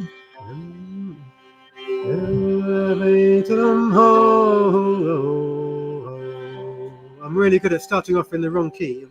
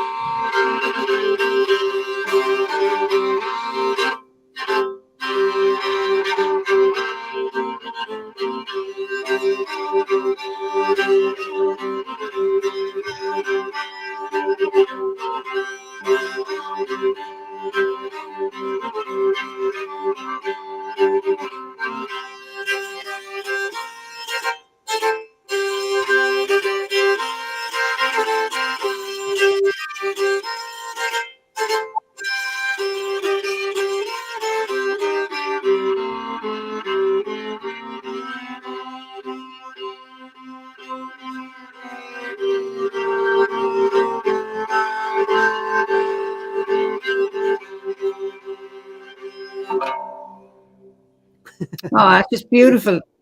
Absolutely amazing. There's lots of reaction here. Even your voice has honeyed tone, Chris. Wonderful. Oh yes, that's the method. What a wonderful stilling tune, just takes you inwards. And then Piano Joy says, just getting into the zone then. Don't spend enough time with that instrument, I should. That's beautiful. Diana says, awakening my DNA and guiding me back home. Isn't that wonderful? Yeah. And then Anne Beer, she was saying that she's been reading a book, wait a second, that mentions Crwth. So happy to see the Crwth. Just read Theodore Watts Dunstan's novel, Aylwin, which features a Romany Crwth player. So grateful to see and hear one. There you go. Yeah, the surname Crowther comes from a Crwth maker or a Crwth player. So still there in surnames. Wow. Or the crot or the crude, all old medieval fiddles. The current theory is that before bowed instruments came, they were plucked, and then the Crusades happened, and then the bow kind of got brought back, and we were bowing things in. There's something I play the bagpipes as well. There's something where the melody meets the drone. I just love that in old music and ancient music, and of course new music and current music. Where the chanter of the pipe meets the drone, and where the choir, there's something about that, isn't there? It's magic, it's pure magic. Well, that was just, and if there's any more, we would be very grateful. It's interesting. Crwth, is that instrument, and Crwth is one of the Irish names for a harp. And if you say that the Crwth originally was plucked rather than bowed, I wonder, is there a connection there? I don't know. Possibly. How do you spell that? Cruit. Yeah, must be. And I mean, although the spelling is very, very different, but there are many words that are similar in Welsh and Irish. I mean, they're both. Of course. Like Manannan, and Manawyddan. Manannan, and then Lir. We say Lir, and you go, what is it? In Welsh, it's Llw. Yeah. So, there are many, and a word for oak, and there's many things. Pig, muck. That's the one I can remember. Welsh, yeah. Are you Welsh? My mother's Welsh. Okay. But her father was English. Okay. And my father's people are Scottish. And therefore, because the apple never falls far from the tree, there's a bit of Irish back in, because we Scottish and the Western Isles and the Highlands, so a bit of Irish far back, but got a good lot of English as well from my dad's mum was English, but with kind of Scottish roots a bit further back. So a good mix of British, I guess. So were you brought up in Wales? Do you speak Welsh? Do you? No. My mother was born in Wales and sort of went to a nursery there, but came to England. Her mum married an Englishman. They met at Lulworth Cove during the wars, and he was a kind of funny old stick from the Chiltern Hills, from Orchard, bodging sort of family, and but he was good at maths, so he became like a guy that taught people how to fire guns and drive tanks and stuff like that, and so that probably saved his life because he never went abroad. He just stayed in the UK during the wars, and was a kind of teacher, sort of, and she was a Morse coder. Oh, okay. They got together and moved to the Chiltern. So I was raised in the Chiltern Hills, which is a curious place in itself. And where are they? They're in between London and Oxford. There's a kind of stretch of chalky hills. So thinking of King Lear, and thinking of another Shakespeare play, Cymbeline, comes from Cuno Belinus, who was one of the chieftains of the Carter-Valloni tribe, which means the Hound of Belinus. Oh, and he became, in Shakespeare's plays, he became Cymbeline. Oh, so it was a kind of impassable, still is a thick woodland, a thick sort of forest. Oh, and it's quite chalky. The Romans called it a desert. So because it's chalk, water just goes down to the chalk and comes out on the sides.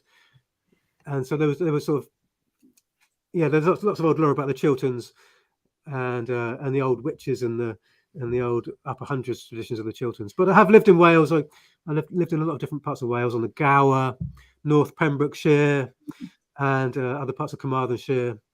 On organic farming projects and other places round and about. Yeah, I love Wales. I probably will end up in Wales one day. I think I feel like that. Maybe I might retire to Wales. Who knows? It's such an elemental place compared to sort of middle of England. I love it here, and and we've got a spring and an organic farm, and it's close to London and Bristol and all these places, and Oxford. But there's something Wales always draws me in, and I may end up there one day. Who knows? It never ceases to amaze me, how each place has its own magic. And I'm just thinking of you with your white horse. We don't have anything like that here. And then you're talking about these springs rolling up, and as you're describing, you have these little wheel motifs underneath your horse there in the painting. And I'm thinking you're like in the middle of you were talking. I could see this spoked wheel coming around as you were describing. Yeah, but I'm pretty sure. Oh, see what you mean? Yeah, I'm pretty sure this is a constellation. The horse there, just moving through the sky, and some of these old coins you have pentagrams on, and other star asterisms, and some of them have crescent moons on. So I'm pretty sure this is a constellation. And actually, I was at the horse at the last lunar standstill, northern lunar standstill, whenever that was.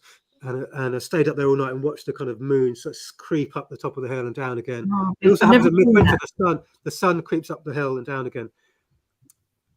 And I often go to the horse's eye. I know you're not supposed to, but I often, not actually. I don't go there that often, but there's special moments. I'll go to the horse's eye, and there's some lovely alignments. So if you're sat in the horse's eye at summer solstice, then at the sunset, the horse's mouth points to the sunset.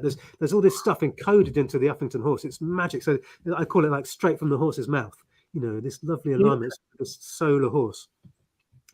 You just got to keep looking, just like your bees. You just keep looking, and you keep learning, and keep looking, and keep feeling, and so much is to be revealed. Wow, that's just anyway. So there's magic where you are, and then there's magic in Wales, and there's magic here where I live. It's just each country has its own special places. Of course, and I do feel like I belong here at the moment, and interestingly, growing up, I never really felt like I belonged to the society, if you like. I felt like I belonged to the landscape. Yes, I get that. One thing amongst Druids, never really kind of felt like I was part of the culture, but I was part of the nature here, part of the hillsides and the woodlands and the flora and the fauna. But then the older I get, the more I feel like I'm part of the culture. Which I think is a healthy thing. I'm pretty sure it's a healthy thing, especially having children and I'm lucky enough to do what I enjoy. I suppose I keep bees, and I lecture to bee clubs, and I do. I mean, I don't know how you feel, but I'm kind of ended up being part of the kind of commodification of pilgrimage, and through working with Guy and the British Pilgrimage Trust, and through working with a friend, Charlotte Pulver, and a folk musician, Sam Lee, we kind of curate these pilgrimages through different, bringing people, away from their screens into the landscape at special times of the year through song and folklore and ritual. And these are real, real magic happens and sacred times happen. But it is a kind of commodification process. But also it's magic and it's connection and people really value it. So there's a kind of double-edged sword there, isn't there? I think it's of great value, actually. But I think so, because when Guy was over here a few weeks back, he was over here at the equinox, actually. He was invited over. They're looking at developing a pilgrim route from Ferns in Wexford, over to the coast, and then over to St. David's. So St. Aidan was the patron saint of it's the patron saint of Ferns, but he went over to Wales to study with St. David and to learn the art of beekeeping. And the story goes that when he done his training, he got into his boat to come over, and a swarm of bees followed him, and he sent them back. And 3 times they came, 3 times they sent them back. And then he said to St. David, "Look, the bees won't leave me alone." And he said, "The bees are yours. Take them with you." So the bees followed St. Aidan to Ireland, and that is the origin of the Irish bee. Yeah. I think you're blending the legend of Saint Gobnet with Saint Aidan there. So that happened to Saint Gobnet. Don't let the truth get in the way of a story, please. I don't know. You could gild the lily, okay, but it doesn't need gilding. That's the whole point. Did Gobnet go to David as well? Yeah. No, Modmonach. No, it wasn't. No, sorry, Modmonach, or Saint Dominic, as he's often commonly called. That happened to Saint Dominic, or Modmonach, as he's also called. And Saint Aidan, just as an aside, David said, "You better take some bees with you because they're scarce." But the okay. The real juicy bee lore is in Saint Modmonach, and who was apparently, according to some of the Irish lore, was the first person to take bees to Ireland, which we know from biology that's just not true. Like we know that there were snakes in Ireland. It's just a legend, isn't it? But to kind of bash along those hegemonic processes. But it was Saint Aidan. David said, "Oh, here you go, mate. Just take some bees with you because they're pretty scarce over there." And so, I've mentioned this to Guy, and he said, "Oh, Chris, you're right. I was feeling it like you can't really call it the what was he going to call it? The way of the bees.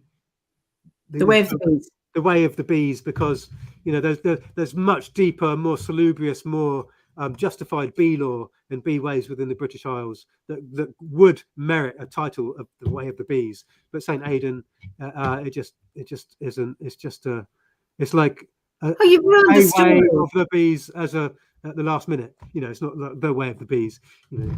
Okay, one of the ways of the bees. Yeah. So anyway, they're working on that now, and it sounds like a really interesting pilgrim route, because they're looking at herbs, and you're looking at artists and all sorts of things. It's not just go from A to B. It's like there's all the landscape. It's an incredibly well-funded project. Yeah, hats off to Guy. He really is the right man to kind of head the British Pilgrimage Trust. He's doing a great job. That's on his side, because in Ireland they've recently appointed a pilgrim officer for County Wexford. So, and then there was a lovely man, Ian Tweeddale, whose mother is Irish, father Scottish, and he does a lot of pilgrim routes. And so, so it's going to be ready in 2023, I think. Yeah. And in Ireland, like we've mentioned, Clonmel and Tara. And and like Saint Goblet, there's so much more deeper, broader, tastier bee lore in Ireland, isn't there? That could be fantastic to kind of link those together somehow. And cheese and pork. Goblet is in Ballyvorney. That's where she is, which is over statue and her church or whatever. Yeah, that's right. Yeah, which is fascinating. Listen, there are people asking. Could you recommend a good book with bee lore? Yes, Hilda Ransom, The Sacred Bee. Okay, I'm going to put that in. So let me just say The Sacred Bee. Okay. By Hilda Ransom, Ransome.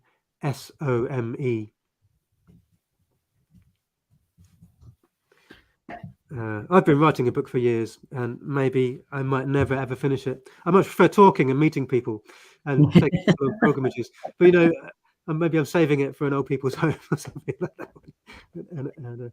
But people often say that. When's your book coming out? And I say, just got to sit down and finish it. But great. Well, you mentioned Goblet. Sam Black is in Ballyvorney now, so it's really interesting. You never know who's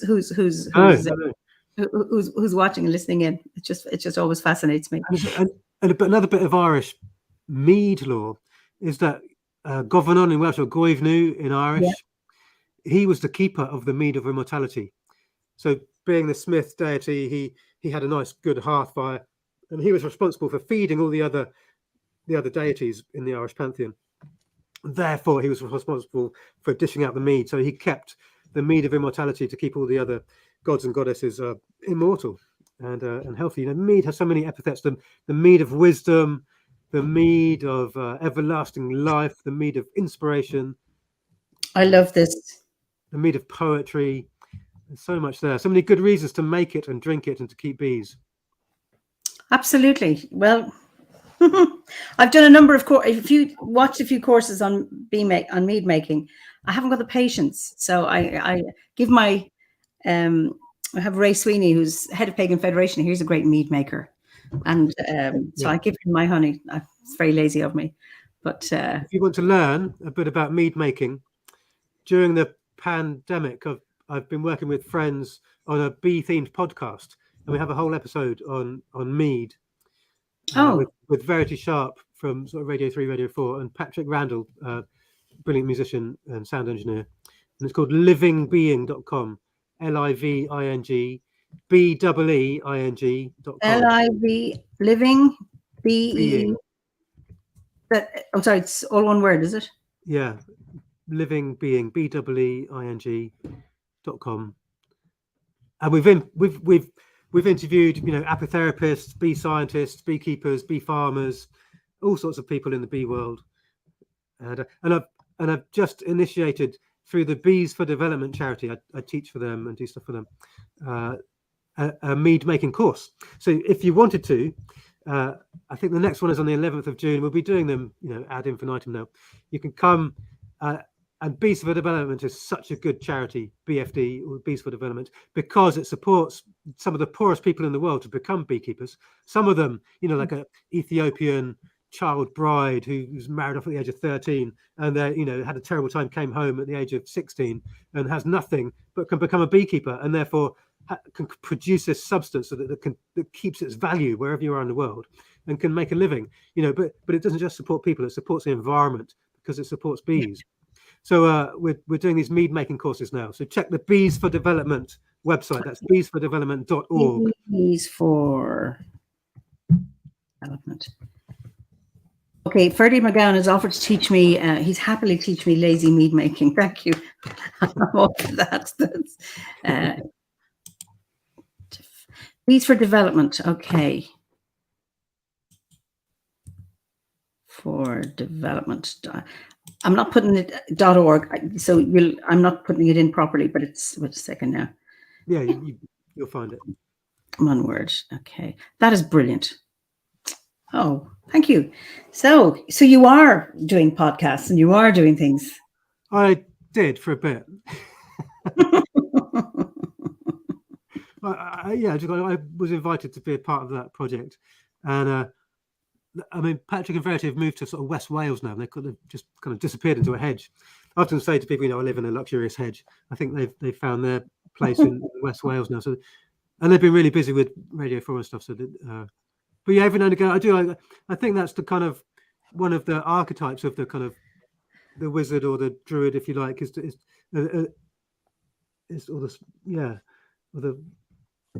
live on the outskirts, or the artist even, to live on the edge of society, but then drop your medicine right into the middle of it. Absolutely. Beautiful. So I have to say, I live in a luxurious hedge on an organic farm surrounded by cowpats and beehives. But every now and again, like I was filming with Alan Titchmarsh this morning, every now and again get plucked right into the bump for, or we're on CBBC with the Skeps with Maddie Moat doing Show Me the Honey for a kids program. And I love that. Show Me the Honey. That's brilliant. Yeah, it's a good fun thing to do. And every now and again, you know, Charlotte and Sam will pluck me out and I'll be walking through London with a load of pilgrims along the Sovereign Line, or go to the Bryn Gwyn and the White Mound of you know, where Bendigeid Fran's head is buried in London. And, you know, but wherever you are in the Isles of Britain, there's magic, as you were saying earlier. There's magic and folklore and stories that will be there to I mean, stories are funny, aren't they? Because they're kind of abstract. Mm-hmm. They abstract you from the word, but actually, if it's folklore, then it can actually give you some traction as well, and key you into the landscape, into the birds and the bees and the trees and the indigenous cultures of these lands and the languages, which you know. I was part of a project a few years back called the Wisdom Keepers, and they brought together like people of different lineages from all over the world. So there's, you know, and they often had their sort of different bag of medicines with them.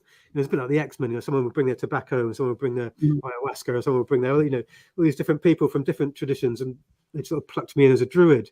And I said, "Oh, Chris, can you sing something in some indigenous language?" I thought, "Oh, I don't really know much, you know." And so I did a bit of Welsh and a bit of Gaelic and all that kind of stuff, and probably channeled some ancient dialects that no one's ever heard before. And but since then, I've got really into, you know, learning more Welsh and learning more Gaelic and a bit of Irish Gaelic, and I think it really does, you know, to really understand a landscape and a culture and a tradition, to get inside the language and the songs and start speaking those words and there's a magic. We have a proverb. And all those things.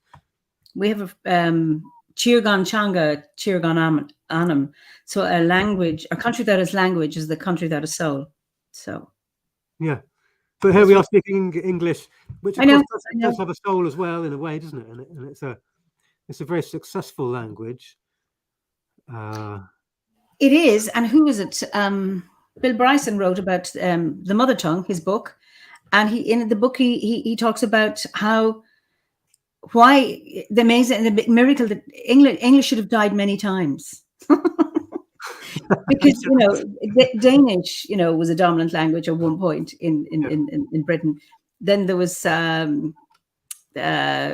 with the Normans, but somehow it managed to survive and take so many words, and it's still there. I think it was on its legs a few times because the nobility would have spoken Danish or Welsh and not English, but somehow it's one of those things that it survived. And when you think of how successful a language it is over the world. Yeah. And up in Scotland, the royal family were speaking French, weren't they, and things like that. And that's the thing. But it was a legal language, I think, because it was a written legal language. That was one of its kind of success stories. And I learned recently that it's an aviation language. It's an international aviation language. So if a Russian pilot wants to land his plane in a Chinese airport, they'll be speaking in English. It's really interesting. Yeah. So we're coming to the end, but please, somebody says. I wonder would Chris play us out with a harp song to sing us into a peaceful night? That's Hazel. Obviously, you're in the northern hemisphere. I could give you a bit on the harp. Yeah. So I'm going to put you. I'm going to put you on the mainstream. So I'm here, but I will hear you. So.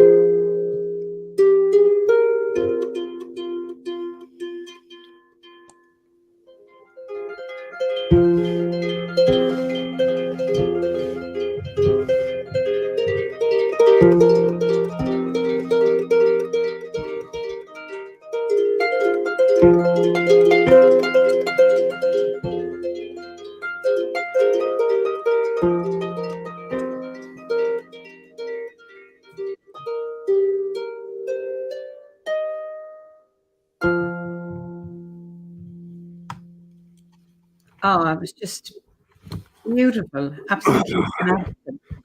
Don't spend enough time with that one. So many things to do, aren't there? So many things to practice. And the only time, I rarely cry. The only time I really cry is when I'm playing the harp. It's like somehow you just strike a chord and it gets you, doesn't it? It's like, and a few tears come, and it's so cathartic. And I see it as therapy, really. all life is therapy, isn't it? But a harp especially, it's like having a cuddle, and it touches your heart and it vibrates into your body. Do you know the story of the first harp? Do you know that one of it's an old Irish story? I could just give you the quick bullet points. It's says a fisherman and his lady. They were he could catch anything, she could fix anything. She fixed anyone that came to her with medicines and song, and he could fish anything from the sea. And one day he went beyond the ninth wave, came back, and she was gone. The door was ajar. There was still warmth in the hearth, but she was gone. And he was crestfallen and heartbroken. And then he noticed footsteps, and he went out to the beach, to the Trigue, and there he wandered, followed the footsteps, and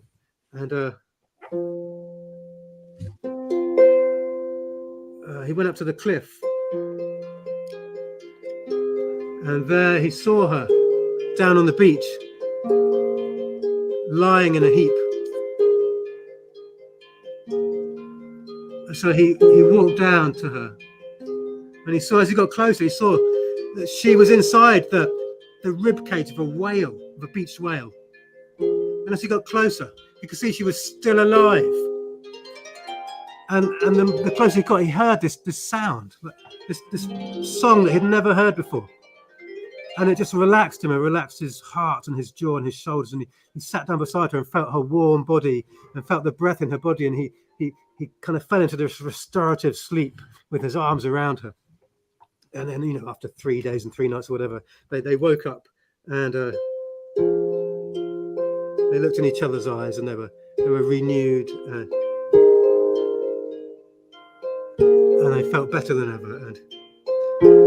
And then the wind rose again, and they saw how the sinews of the salty sinews and the skin of the whale had stretched across the bones of the whale. And as the wind hit them, it made this lovely Aeolian noise. And so they took a piece of that bone and they measured with their hair and their arms, and they made the first harp. And then they tuned the first harp, and they learned how to play it. And that restorative, healing, therapeutic tones and songs and stories, and it's still with us today. And they taught someone else, who taught someone else, who taught someone else, and eventually we learnt. And into you. We try and keep it going. And I did. I have a 16-year-old daughter. For her 16th birthday, I got her a harp.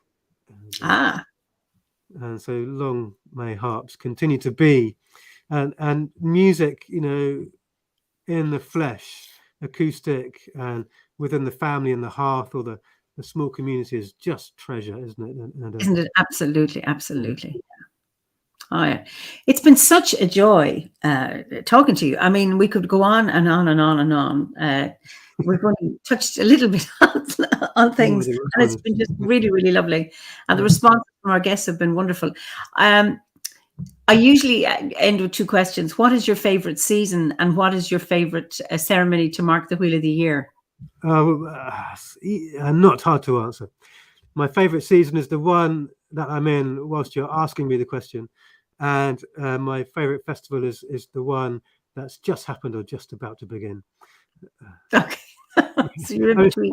In a way, yeah, I don't really have favorites. Rarely have favorites. It's just quite often I might sign off an email, so all the best of the season to you. It's a really easy thing to say, isn't it? But it really is such a here we are.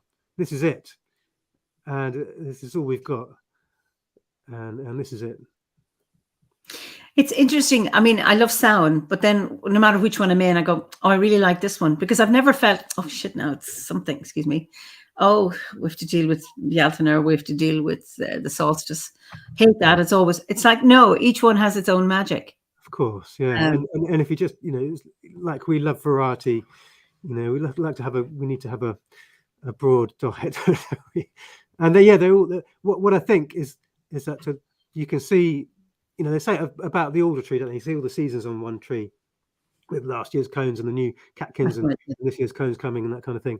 And I think you can see, even at Samhain, you can see Imbolc, you can see next year on some of the small catkins of the hazel tree, and you can feel it. But what I think is that this festival is soon going to be gone.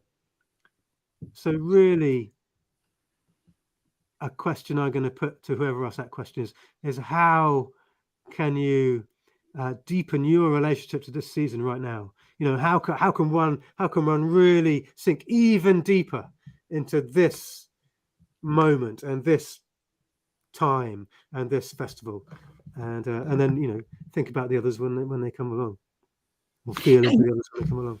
You're absolutely so right. I suppose people have different resonances with different seasons.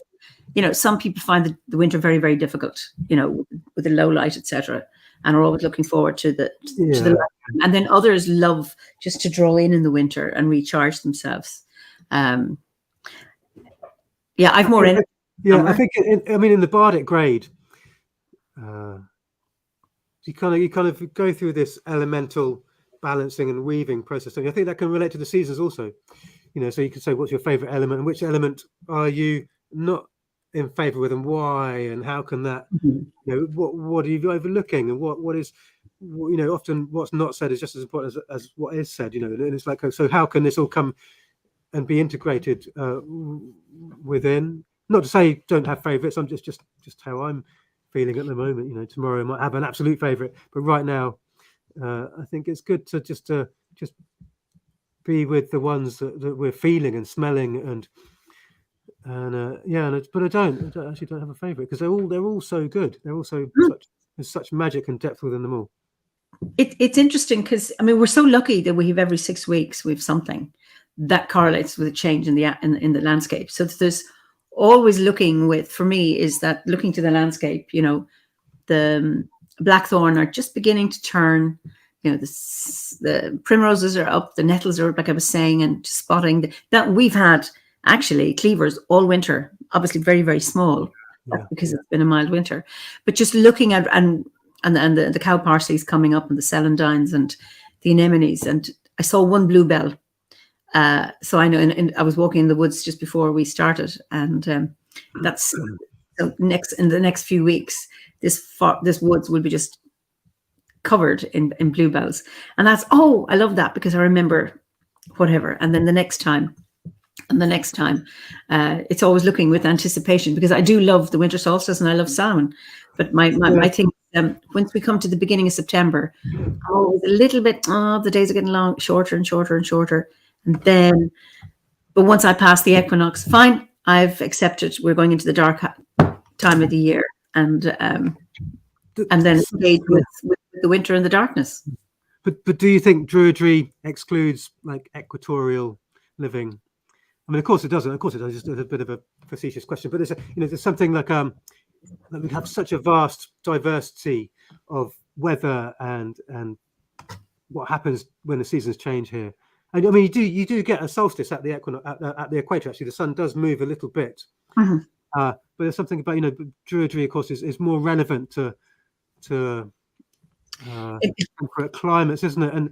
And in sort of more equatorial places, of course, you have dense rainforest and you might have desert places, but there's something about I don't know what I'm trying to say. I'm just thinking, what would it be like living in an equatorial country, and how would one? You just have to sink into the nature there, and whatever that has to teach you. So many of our members do. We have. I've lived in Africa. I've lived in Kenya in a desert. I've lived in Lesotho, which is temperate, and lived in and then Tanzania, where there's a variation of, I think, 15 minutes in summer and winter. And there are differences. There's cold seasons, and as in cooler seasons, and rainy seasons, and heat. And I remember always being, for many, many years, being there for Imolc, which is their hot season. And having putting out the Bridget's cloth on the 31st of January in Tanzania, and having a ceremony with my Maasai friend and Howard and the kids. It always felt strange, but I still did it to honor what was here. Yeah. But so it's like honoring your own ancestors and the ancestors of the place wherever I am. Yeah. And I suppose many of our members, like we say, in the Southern Hemisphere, and the US, different climates. I suppose one of the beauties of the teachings is that we are invited to make sense of our own landscape and weave our druidry into that and really connect with it as it is, rather than, like, if an oak tree doesn't grow where you live and we're insisting on the oak tree, it's like, no, it has to make some sense. When I was in New Zealand in 2019 with Philip and Stephanie at the Southern Hemisphere gathering, it was in New Zealand. And I was just blown away by what they do. They have their archetypes for the 4 quarters. The gatekeepers are all local to New Zealand, and weaving in Maori words and to make sense of that. I mean, these are people of European descent, and some of the members, married Maori people and speak Maori. And it's about the weaving of both traditions for it to be relevant to the times we live in and also to the place. Wonderful. And that's the creative piece. Yeah. So was it Judith says, we have 5 months of winter here. I don't know where you are. Still looking at 3 inches of snow today. And it's melted back a bit. 6 week periods of 6 week periods of actual change annually happening. We love our earth here regardless. I don't know where you are, but I get that. And one of my guests, Marcus, he's Italian, and he does his harvesting. He always says, 22nd of September, everybody's pulling in their harvest. He doesn't harvest his olives until November, and that's in Italy. So it's about making the sense of it. But and then, of course, you have an inner life, and you can have an inner year. And she's in northern Manitoba in Canada. Okay. So I just love the climate I live in because I'm fair-skinned and I burn easily. And now I get prickly heat as I get older. So I love breathing that cold air in. And then I love the warmth of the sun in my face, and I just like when the whole earth explodes with flowers and blossoms and smell. Yeah. I mean, you always love, I guess you always have a love for the motherland or the place that birthed you and the landscape that made you, and you, of course, always. But yeah, I've traveled a bit. I've been to West Africa and North Africa and a lot of Europe. I haven't done a vast amount of traveling. I think I've got lots of friends who've gone looking for medicines and spiritual traditions all over the world, and taken all sorts of entheogenic, psychedelic things, but there's quite a current resurgence or looking back. They're coming home and they're looking, well, what are our nature traditions? Exactly. And they think, oh yeah, we've got druids, we've got this and that. So there's quite a lot of people. I'm involved in a festival called Medicine Festival. And look it up, Medicine Festival. It's been going a couple of years now, and it's mostly like medicine practitioners from a lot of other countries, but there's a kind of good, strong, and there's quite a few other OBOD members that are coming, and so we're sort of druids are sort of represented there as well. And it's this lovely confluence of wisdoms and medicines, and it's not it's not all about psychedelics, because we all know you don't need them; they're just there to help and to they are medicines after all. And so something that I'm noticing is quite on trend, I think, druidry perhaps at the moment. there's like lots of people are looking towards, been far and wide, and then come home thinking, well, actually, I'm really interested in, I've got British, European descent. What are our native traditions? Who are the native artists and sorcerers and wise women of these isles? And lo and behold, here we are. Here we are. We're here, and we always have. We've sort of ticking over all these years, haven't we? Sort of doing it, and that's right, yeah. And I think I've, like you, I've just immersed and versed myself into the British traditions because that's where I'm from. I know there's a slight element of like, is that xenophobic or is there a racial connotation to that? But I don't feel that. I know, but I can see that can happen in like some sort of Northern European sort of neo-Nazi type things can happen, can't they? And I think if you are secure in your own landscape and what you do, then you're open to others and Yes, open to others. yeah. It's when Yeah. you're insecure and you haven't got that, then you're threatened by Yeah. other and Again, different. it's fear that breeds aggression. Back to that bee stinging you on the hand. You know, if you're Absolutely. Yeah. and it's a Celtic tradition, is it, to come and sit down and eat and drink first before anything happens, and then you've shared something. You've shared a spirit. You've shared some antibodies. You've shared some pheromones. You've shared you get the measure of each other, and there's some magic happens, and then do business. Yeah. And we have a tradition in Ireland. I know for some people they find this a little bit can be put off by. Is where are you from? Is the question. Mm-hmm. And what it is it's about not seeing. It doesn't mean you're not welcome here. It's just where are you from, because there's a curiosity. Maybe I know your people. Maybe we have threads of connection. And even if you come from the other side of the world, or the other, the southern hemisphere or the east or wherever, it's amazing when I ask people where they're from. I remember being in Tanzania and it's running a course with UN volunteers from all over Africa and Asia and Europe and America.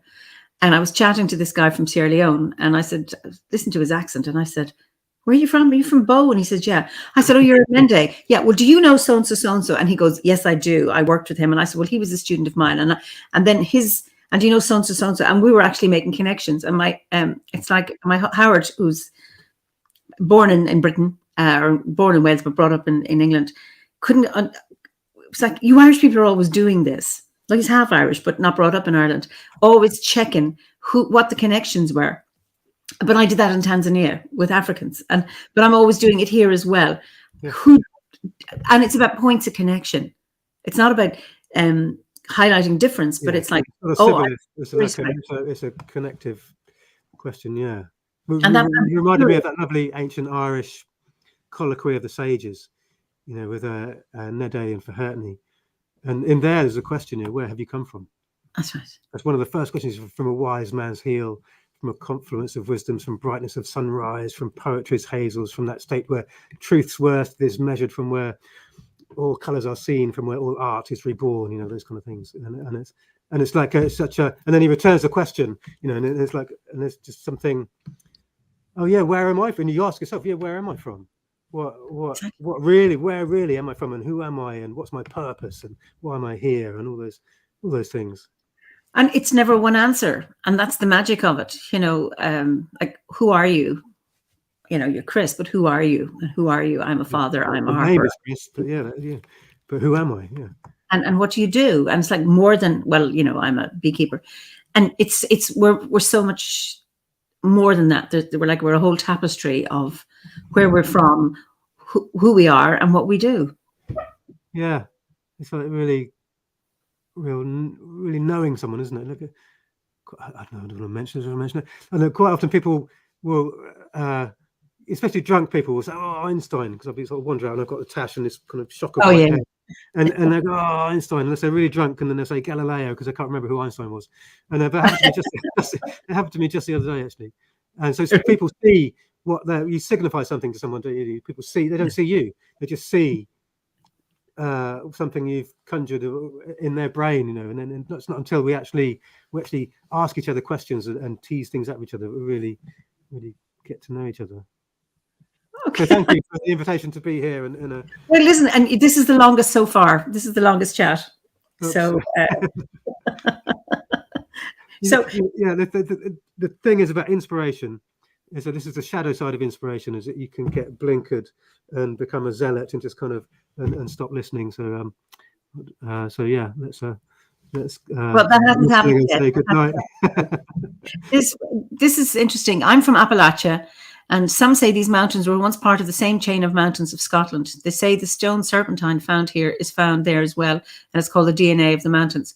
Well, I know when you look, because I know Ireland was down in the tropics, because they found, tropical fossils of things. So yes, I well imagine that is the case. So, there's more that unites us than divides us. Mm-hmm. I think that's what's really, really nice. I have a good friend in the Appalachians. His name's Jeff Firewalker. Maybe you know him.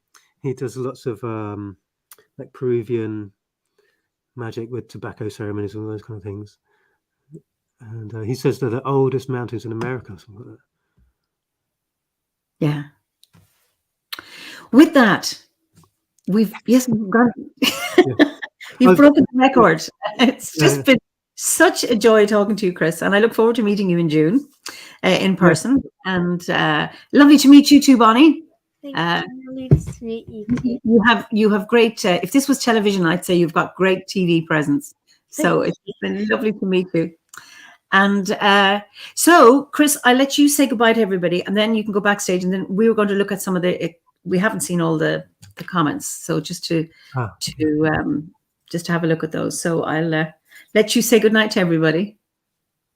Okay. Okay. Well, good morning, wherever you're from. Thank you.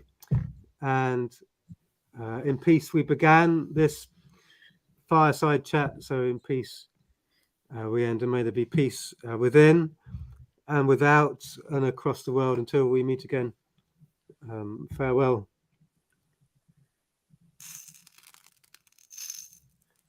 Beautiful. So I'll send you through the veil, and I'll meet you in a few minutes. Thank you. Bye. So listen, thank you so much. I know we went on very long, but I could have gone on much longer, and I know. So thank you for staying so long. It's been brilliant. So I wish you all a very good evening, morning, afternoon, and I won't be here next week. I'm going on retreat, so I will be back in 2 weeks' time. So I look forward to introducing you to my guest in 2 weeks' time. Until then, slán go fóill and be safe and be well.